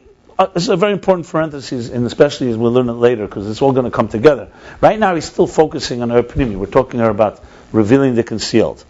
So let's go back outside of the parentheses. Finished with Atzilus. So what do we have? So you know the Metzias of Chochmas Tima. Primarily, that's not Atzilus. But even by us, there's also some type of an awareness and knowledge, and so on. So the first answer was that Atzilus, but we're different. Then the second answer was that even by us is also Hasag Metzias, also knowing the existence of that. That's essentially. But okay. V'gam yesh hamshachas v'gilum b'chinas chochmas tema, and like in the mashal. Remember, he said number one is we know that Atzilus knows that there's the hidden thoughts. The next step was that the hidden thoughts actually, what the way he put it was, in the mashal, Skilya Helam, it also reveals, not that it knows that there's a hidden source, it also reveals the Mekede, the source of the spheres. But remember, we spoke earlier, not just that there's a knowledge of the unconscious, there's a revelation of the unconscious. Now he's going to the revelations. Remember, the revelation was number one, the Chacham Betzim Keichach Moshe and the Mevim Medaite. There are people who have an open channel there. And two, Tamidiyas Mekulim, that have an open, that they can even access the unconscious, which means Atik here. So now he's going, V'gam Yesham Shachas V'gilim. You see mamish how it stems. The Nimshal, the Mashal, and the Nimshal here. The example and the moral. And there's also transmissions and revelations that come from Chochmas Tima. So it's not just we know it exists and that we're revealing, and it reveals the source of where these spheres come from. There's actual revelations from there. Like what? Like when there's a revelation of the secrets of Torah. Seid and Roz are basically the same word in one in Aramaic, one in Hebrew. Roz is in Hebrew. I'm sorry, in Aramaic, Seid is this. But Seid is V'rozin. It's the two expressions here. U'kamoi b'chinas hasaga nelemes. And that's like hasaga nelemes. V'achochma d'mevim medaite. That's compared to what he said earlier, the concealed thought, which was the person who understands, who just gets it on a different level, and can't explain it, except with Rabbi Yagiyah. That adds also the Rabbi Yagiyah also explains. In other words, there is some revelation even further. Okay. And also, the Chacham, the Mevim Medaite, and the wise person who understands from his own wisdom, from his own knowledge. All this comes from the concealed transmission from the hidden Chachma, wisdom, the unconscious wisdom, like you said earlier. Like for example, nefesh, going back to the mashal of the nefesh, of the soul, spirit.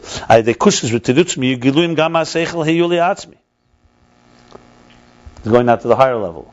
That we see through questions and answers, challenge. There's revelations even from the core archetypal intelligence. Now he's going again. I read that Kumail Derech Mashal is a new thing. Yeah. So now we explain there's also revelations in the secrets of Torah. Bottom line is when we learn Pnimis HaTorah, who asked it? Eliezer. But I'll say when we learn Pnimis HaTorah, we're having a revelation from the hidden wisdom, as opposed to revealed wisdom. And now he's saying, just like in the mashal that we spoke earlier, that through questions and answers you have revelations from the core intelligence, from the core source. We're talking now atik, the unconscious. Same thing above through birurim, through our effort in refining the world. There'll be revelations of the core energies, essential energies from the level of chachma of atik. What is that? That's like the secrets or the taste. Time I mean the reasons of the Torah that will be. Time sometimes means actually the trup, the real song. We'll know the real time. But it means the secrets that will be, the reasons of the Torah that will be revealed in the future. That will come from the inner dimension of atik. That's through our efforts, through our avodah, through our refinements now. We get a little bit now what you're saying. Though also, we said a few seconds ago, you said we get little pieces of the mehus coming down. I said that was the earlier level. That was when you learn secrets of the Torah. Right. So now he's going deeper. Now it's birurim. Now we're talking birurim now. This is going to what I said from Samach Vav. This is how we get the how do you reveal the Helam Shenim Mitzias? That's in the flintstone. You have to break the stone. That needs Aveda. That's already a gear. That's a whole different level. You get it. But you don't get it through regular flow of intelligence. You need challenge, questions and answers. That's what he's going to say here. That's the word there. So this is the whole. Samach Vav is built on this expression in the Zohar that goes pages, maybe hundreds. I don't know how many pages, pens and pages. What's Yasel Mechakale Leman Dayik? So there's a lot of meanings in it. But basically, Yasel Mechakale, Mechaka means to wait. But Mechaki interprets there as being not just wait, the effort. The effort, the man the daik, to someone who's daik, someone who struggles in Torah, that person is going to get the revelations from the highest place. From that will be the revelation of the concealed Eden. That's chachma of atik. That comes from the core concealment, which is not a concealment like he spoke till now relative to the revealed. Now we're talking about the core level that's fundamentally concealed. So there's no way to break into the flintstone without knocking it. You have to. That's a battle. So seichel in general, there's ways, higher levels, lower levels. But if you want to get to that requires yigiyah. That's the yigiyah b'teira. That you struggle with your mind. Now he said. And all of this comes from Chachma of Atzilus. Remember, like he said before, everything came from Seichel Hagoli. He kept saying so he's saying exactly the same words. Everything comes from Chachma of Atzilus. That's in the Moshel is Seichel Hagoli. Yeah, exactly. Everything that. And all this from Chachma Atzilus, meaning that Chachma Atzilus is telling us the story. Remember, the whole first chapter in this Maimer was that Atzilus is the one that reveals this all. Without Atzilus, if God forbid, he says, we didn't have Chachma of Atzilus, God forbid. There wouldn't have been any of these revelations, these above mentioned revelations. It all would have been locked and sealed forever, totally. This is strong. Yeah, I mean, with a miracle, it would be a different world. There'd be who would be bringing Mashiach? I mean, there would be no revelation at all. The Chol HaGiluyim Hanal, and all these above revelations are Kol HaYedei HaChochmeh HaGluya. Unbelievable. That means that when you sit and learn, and you understand something, it opens the doors to everything. Even the beak is concealment. But that's one condition. You have to use your seichel. Take away Chabad. If there's no key, there's no.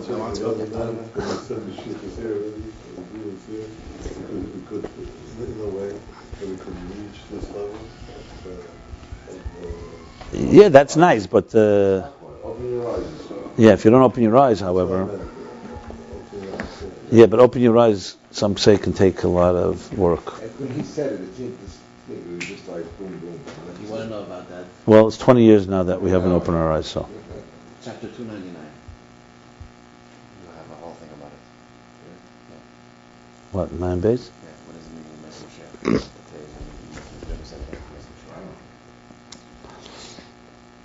Well, there's the letters from the Rebbe. Okay. V'gam daharikol habirurim hen al yedei chochmeh. Who? He just mentioned about what the Rebbe said in the house.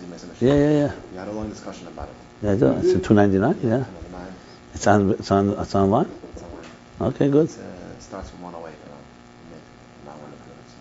He knows that. He doesn't even know. No, I know. I spoke about it many times. I have plenty to say on this. I think it's yeah. Right, we made it in parts then because it was a Sunday. Yeah. The first part. Yeah. We left it for that reason. Yeah, you were there. V'gam daharikol habirurim. I think you just got a new gadget then, so you were like showing off your new iPhone or something. Yeah. So you missed. You're like the mischievous guy. Good, it's a sign of youth. V'gam, and also the harikoli berurim hen adei chochmeh, the bechochem is beriru. So he's not calling. And also, what about these berurim? Berurim is Arvei. She says berurim also, the refinements of the world, which conceal the core wisdom, also comes from chochmeh, because it says bechochem is beriru. With chochmeh, with wisdom, we refine. You're absolutely right, by the way. Opening the eyes means chochem einav bereishei. What does that mean, open eyes? So he told Zalman Gadari that some people sleep with their eyes closed by the Fabrengen, and most with their eyes open. So, but they're asleep. Eyes doesn't mean you can have eyes open. Anayim lehem v'lo yiro. So what Grace Maisa. Everybody's got eyes. I have no doubt. I remember people say, the Rebbe said by Fabrengen, Ot kum tararai Mashiach durach tir far mincha. It's coming in right before mincha, and we'll see the Levyos and the Sheir Abar and the Asudas Mashiach and everything. And like the way the Rabbi spoke as if he saw it. I still believe it. I believe that the Rebbe for sure saw it. I know that I didn't, but he did. So you have to understand. Didn't the Rebbe know it would be missing? No, but yeah, the Rebbe is as smart as you and I. He probably anticipated plenty. He knew how stupid some people could be. I'm sure. So that there must be a reason. He also there knew. must be something positive in us misinterpreting. Yeah, but what we're looking to find the redemption of our misinterpretations. What do you want to do? Yeah. Why don't we start interpreting right? Maybe we should start interpreting it instead of misinterpreting. I don't like the koach why we're misinterpreting. Good, fine. You want to justify Judaism? Yeah, thousands of years in Gola. So I understand why we misinterpret. And also we become political and partisan. There's a lot of politics around this. It's not pure. The point I want to make is like this. Exactly what. Let's take this chapter exactly in this context. We don't know the mehus of Elokus, but if you really believe what we're reading here, and you can relate to the idea that God exists, except like Lev Yitzchak Baditcher said, for us it's written. We have to struggle with it. There's nothing wrong. It's absolutely possible to imagine that there are people like the Rebbe who for them that's the mehus. That's what he saw. He was telling people who only know Mitzias, this is what it is. Now, you don't want to accept, that's your business. But let's just talk for a person who has a shtickle emunah in the Rebbe. But it's much easier to accept. I know people, the Rebbe said to them, all the doctors said, don't do operation, do one, or the opposite. People in a second would not even question it. But this they have a problem with, because here you have to understand, you have to have at least that we may know the existence of Elokus and the Rebbe mehus. He's telling us the mehus is ready to be revealed. You and I can all, everybody here can relate to it. So the question is this man telling us the truth or not? Now, of course, talking to Chassidim, the Rebbe is telling us the truth. It's not fantasy. He's telling us that Elokus is b'mehus. We're not talking about it's the sort of all of Chassidus. Either Elokus will be revealed or won't be revealed. Do you believe that or not? I always tell this to people. I said, let's forget what the Rebbe said. Let's take away all the sikhs of the Rebbe. Let's go back to Tavshin Test. Is there a thing called that there'll be one day a Lakus B'Muchash in this world or not? Of course, if anyone looks at this knows that. The Rebbe just said, now is the time. So now, it's like everyone says, I believe it if at least we don't give me a deadline. So it's going to be endless. Now someone's saying, hey, my friends, like someone say, I'm in. Call me when you sign the contract. Now he says, come sign the contract. I say, 1 second, I'm not sure that's what's going on here. Let's be honest. Because when it comes to delivering, it's much harder. I'm the first to acknowledge that, but I think if everyone acknowledged that, so instead people start saying, what did the Rebbe mean? Maybe he meant something else. Maybe it was Eis Rotzen. Maybe it could have been. What are you talking about? It was always known for anyone that had Emunah that there will be a day. When will be that day? You have to wait another 200 years. What are you saying to me? Then it's going to be Tzachleg more. If we live now 200 years from now, to the end of Shitov, then I'm really going to relate. Come on, we're Golosid and we think Gashmi is call a spade a spade. You have a problem with Alakus B'Muchash because you don't think it's realistic. That's what it is. No, I'm just trying. I'm saying to you, I have no problem with someone. I have a problem with someone is trying. That's why I have a problem with someone trying to change the Rebbe's words. Because what are you changing? Based on your Megushim Dika, so you don't know what Alakus is. That's why you have to interpret it differently. Maybe, that's why the Rebbe always says, Reiku Mikemhu. You don't get it, it's your problem. Not to... Right, and the Rebbe's telling us after the Egan, we're talking Megushim Dika. Okay, so the question then is, what does it mean and how do we do it? No, but some people, I tell you clearly, some people tell me, that it was an Eis Rotzen, like always, and now it's over. Which for me is like, besides the Merida B'Malchus, in my opinion. That's because that's the easier route. That's the easiest route. That way you can sleep peacefully. Anyway, bottom line is either there are going to be a few people who are going to crash down the walls and actually feel that Lakus could be Mamuchash. And it's going to take a few because I don't think most people really believe it when it comes down to it. When what's his name Hirschsprung said to the Rebbe, what the Rebbe Mashiach, the Rebbe said, yeah, how many people will give a halva, a loan? He said to the Rebbe, everyone believes in Mashiach. So the Rebbe said, really?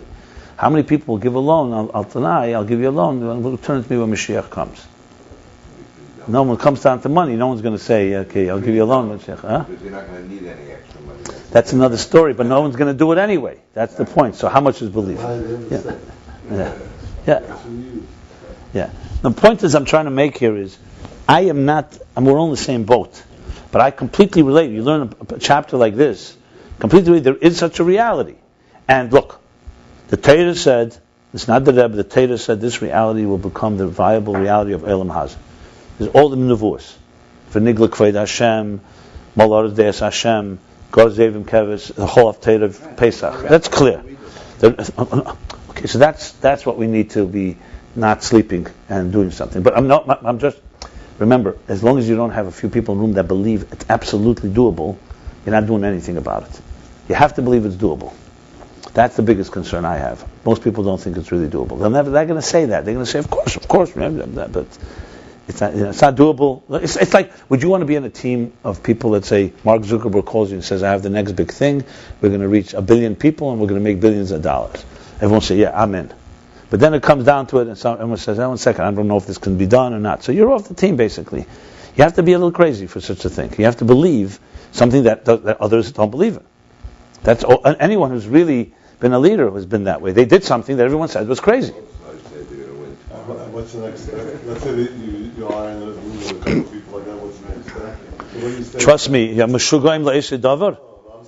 The next step. Let me ask you a question. What would be the next step? Let's say you do believe. Let's finish this mimer, then I'll tell you. Okay. Let me finish the mimer. Huh? I've said it 1,000 times. It's not. It doesn't go anywhere because we all have our lives. Trust me, the Golas is far deeper than. That's why I think the Rebbe didn't want anyone to call us Chalta the Gula. Don't delude yourself. All this talking. I'll make the statement. I'll tell you. I'll tell you in a moment.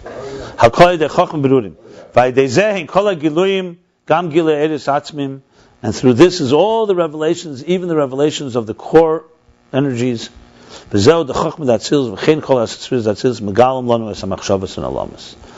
is the meaning that the wisdom of Atzilus and all the 10 spheres of Atzilus reveal for us the hidden thoughts, the words of Rabbeinu Shem Tov. So what is hidden thoughts? Is revealing to us all the Chochma Gluya, conscious wisdom of Atzilus, and its 10 spheres reveals to us not just that it exists, but actual revelations from there, and all the way revelations from the actual core faculties. I'm going to finish the Maimon already. It's this week's Parsha. And according to the Bible, we'll understand what it means by Avram Zokon Baba Yomim. Avram aged and came into his days. The Bezayir said Baba Yomim Be'inun Yomim Eloin. The Zohar says Baba Yomim. What is the addition of that word? So he came into those higher days, those supernal days. What are they? That's the levushim, the garments that come from Torah mitzvahs. When you do Torah mitzvahs, that come in the days, that means are manifest in time. Like it says elsewhere. So it says Baba Yamim was not just he aged physically. It means he came with all his days, with all the garments, all the refinements that he achieved in his lifetime. What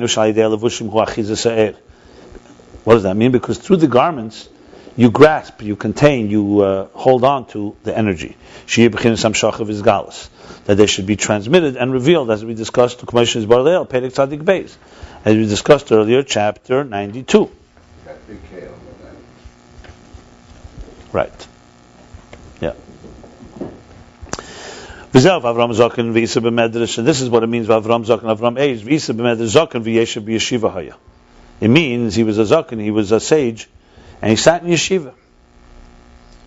He studied. And on this he says, Baba Yomi comes into his day. In other words, Avram Zokon also refers not just to age, also to his avodah, his working, his learning. And through this, he came into his days. Because he learned and because he was constantly dedicated to that, he comes with the higher supernal days. This is the transmission and the revelation of the energies that come through the containers, the levushim. That's what Yom Baba Yom. So basically, Avram's life reflects everything we've been discussing here. How containers reveal energy. But then it goes further. Now, because Avram is the one that began to radiate. Because it says like this in Medrash. Till Avram, the world was governed in darkness, in a cloud, in a heavy fog. And Avram began to radiate, began to illuminate. He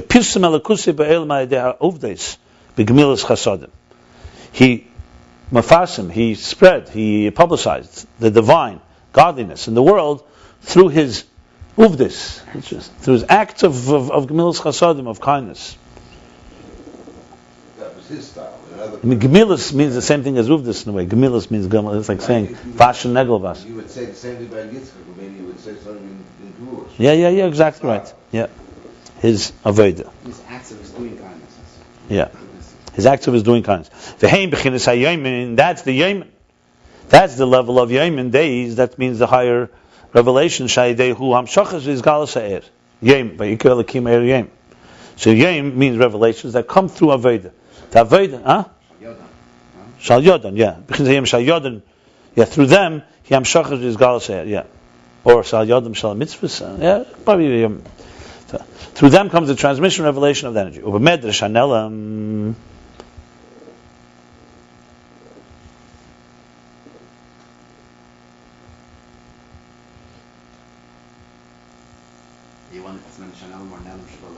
Yeah.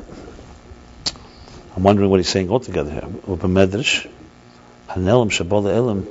No, B'medrash Hanelam Shabola B'medrash Hanelam Shabola Elam Shabchinis Yom V'leil Elam Al Shenikra Leila. B'medrash Hanelam Shabola Elam Shabchinis Yom V'leil Elam Al Shenikra Leila. What does that mean? Well, B'medrash, I would say B'medrash Hanelam Shabola Elam Shabchinis Yom V'leil Elam. Before he wrote down the Medrash, right? He didn't say the word Medrash. He just said Dini Avram. Not sure what he means. How do you read B'medrash without the Nelam? If it's not B'medrash, what? Hanelam Shabola Elam Shub? No. Medrash Hanelam. It's a Medrash Hanelam. There's a Medrash called Medrash Hanelam. Shabola Elam. Avram came to Elam Shub B'chinis Yomim. The meaning of him coming to the world is that he came in a level of days. I have to look in the Medrash what it says. I don't know what he means here. Yeah. Medrash is commentaries like the Talmud. Medrash are the Midrashim. The Midrash means the oral interpretations of the Torah. No, it's a source. It's a mucker. It's like Medrash Rabbah. Medrash Hanelim is actual Medrash called Medrash Hanelim. It's a name. It doesn't mean, I know the word Nelim is being used a lot here. I don't think that's what he means. No. Shabola, I don't have to look up in the Medrash what it means. Shabola Elam means that he came into the days, means he came revelation, not into Elam Hazeh. No, it's Elam, maybe like this. But then Elam Hazeh was Afela, like, that was dark. Into the world like. Yeah, that's essentially what he's saying. I have to look up the Medrash to know exact language. Okay. And this is like we learned earlier, chapter 95. The misavas ha'elam onu yedim einu yedim elikus. That's he's bringing out. He's connecting it. That was on top of 95, the beginning of the first chapter in this Maimer. Yeah. The beginning of Kuf Pei Dal, right? It's not what he means here, I don't think. So he says, from creation of the world itself, we cannot know godliness. He's trying to bring how Avram is like Atzilus, basically. That's the point here. Avram is a Chesed Atzilus. So from the world itself, creation, we can't really know godliness. That's what it means.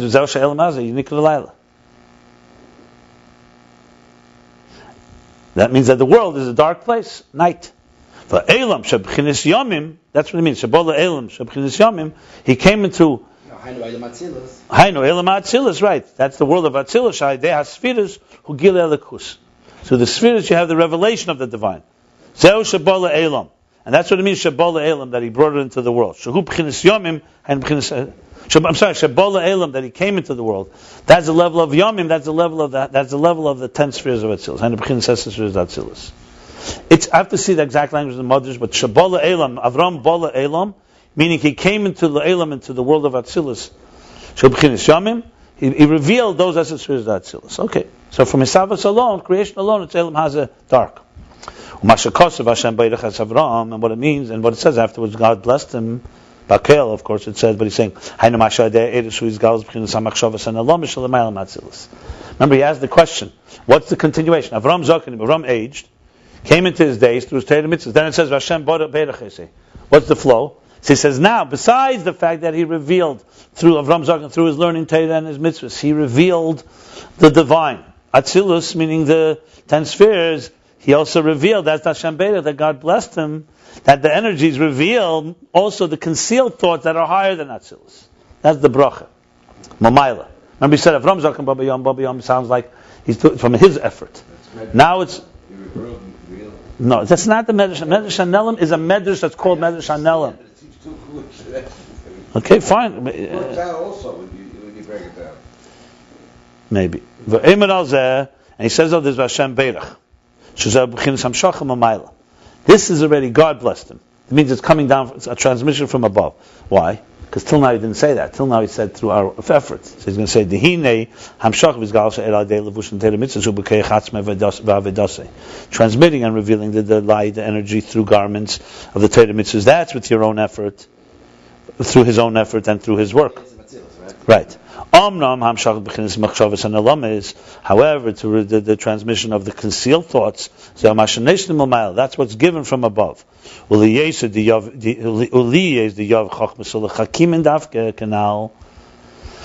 being, but that comes after the work. And being that you give wisdom to the wise, as we said specifically earlier, specifically to the wise,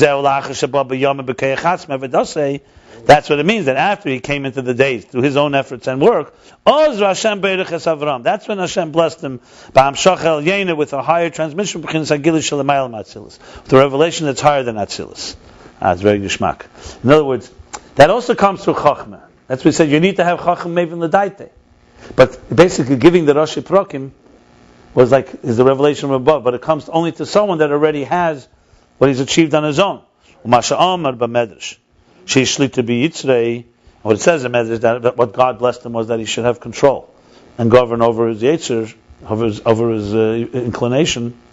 That comes through birurim. That's already the hard work of refining. Third level now. So we have Atzilus, that's through the work.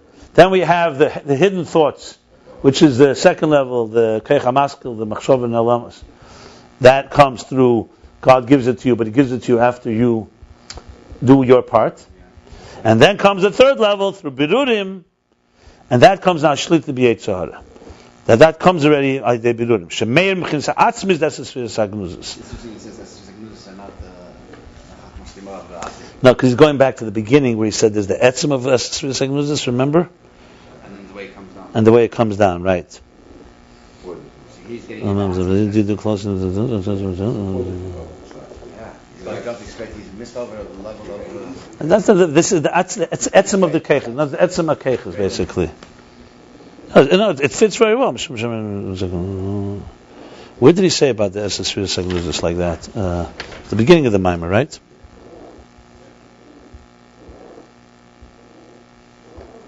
Where was that? Oh, beginning of Tzadik Vov. The beginning of 96, he said, just to go, Megalamas Machshavas and Lamas, Haina Ma'atken, Atzils, Kamas Achosim, the Hain Esesfiz, Ach Mash Esfiz, Atzils, Megalamas Machshavas, Haina Esesfiz, Kamesh Hain Bam Shachos, Lamas Shachos, Mekedim. But Gam Bahaim, Al Deyad, Mishaz Gilui Ma'iris Atzmim, that's Sefirah Sagnuzis. He says all three things. It's basically the Gilui, the Helam, and the Etzim, what we spoke about before. Okay, so what did he say? That's through Birurim. The gift he gave him was that he won't have to go to war anymore. Doesn't have to go battle. That's the conclusion of the refinement. Yeah. And that's the revelation from the essence, the core of the 10 spheres. The third highest level. This is Avram Zokon Babayam through the days which are the Huam Shachas, through the Levushim, the garments, Huam Shachas Vizgal Se'er, comes the transmission and the revelation of the energy, V'gam Sha'ideh spheres, that Silshu B'chins Gilei L'Kuz Be'ela. And also through the 10 spheres is also a revelation of the divine in the world. So it's not just, it's also in the world reveals it. Remember he said, even we also have some comprehension of it. So it's not just, in other words, basically through this means that all of us can have a connection to the Etzem Keich Chachmasei also. By Dezev, Hashem Bereches Avram, and through this God blessed Avram, Behagili, that's the Sefirah Sagnuzis, with the revelation of the 10 hidden spheres.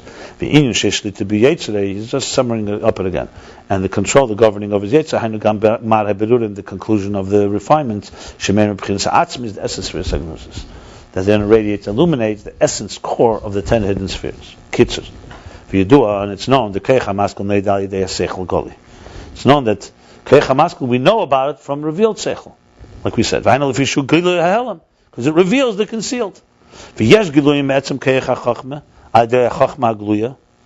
And there's revelations from the essence, core power of wisdom through the revealed wisdom, conscious wisdom, because the Yav Chachmasa the Chakimin Dafke, because you give wisdom to the wise Dafke specifically. Exclusively. But you also have revelations from the core archetypal power. Even though this is in the form of Er Chezer. Nevertheless, it still comes from revealed conscious intelligence, through questions, challenge, and so on. This is the example. And the example above is the yediyas esses that says b'chinas gilei helam, being that the 10 spheres of Atzilus reveal the concealed. Through this we have revelations from the unconscious wisdom. And these are the secrets of Torah. And Atzilus, unconscious wisdom is known, its existence is known. Not just like by us, it's one step lower. And through the refinements, which are also with the power of wisdom, the revelations of the core energies,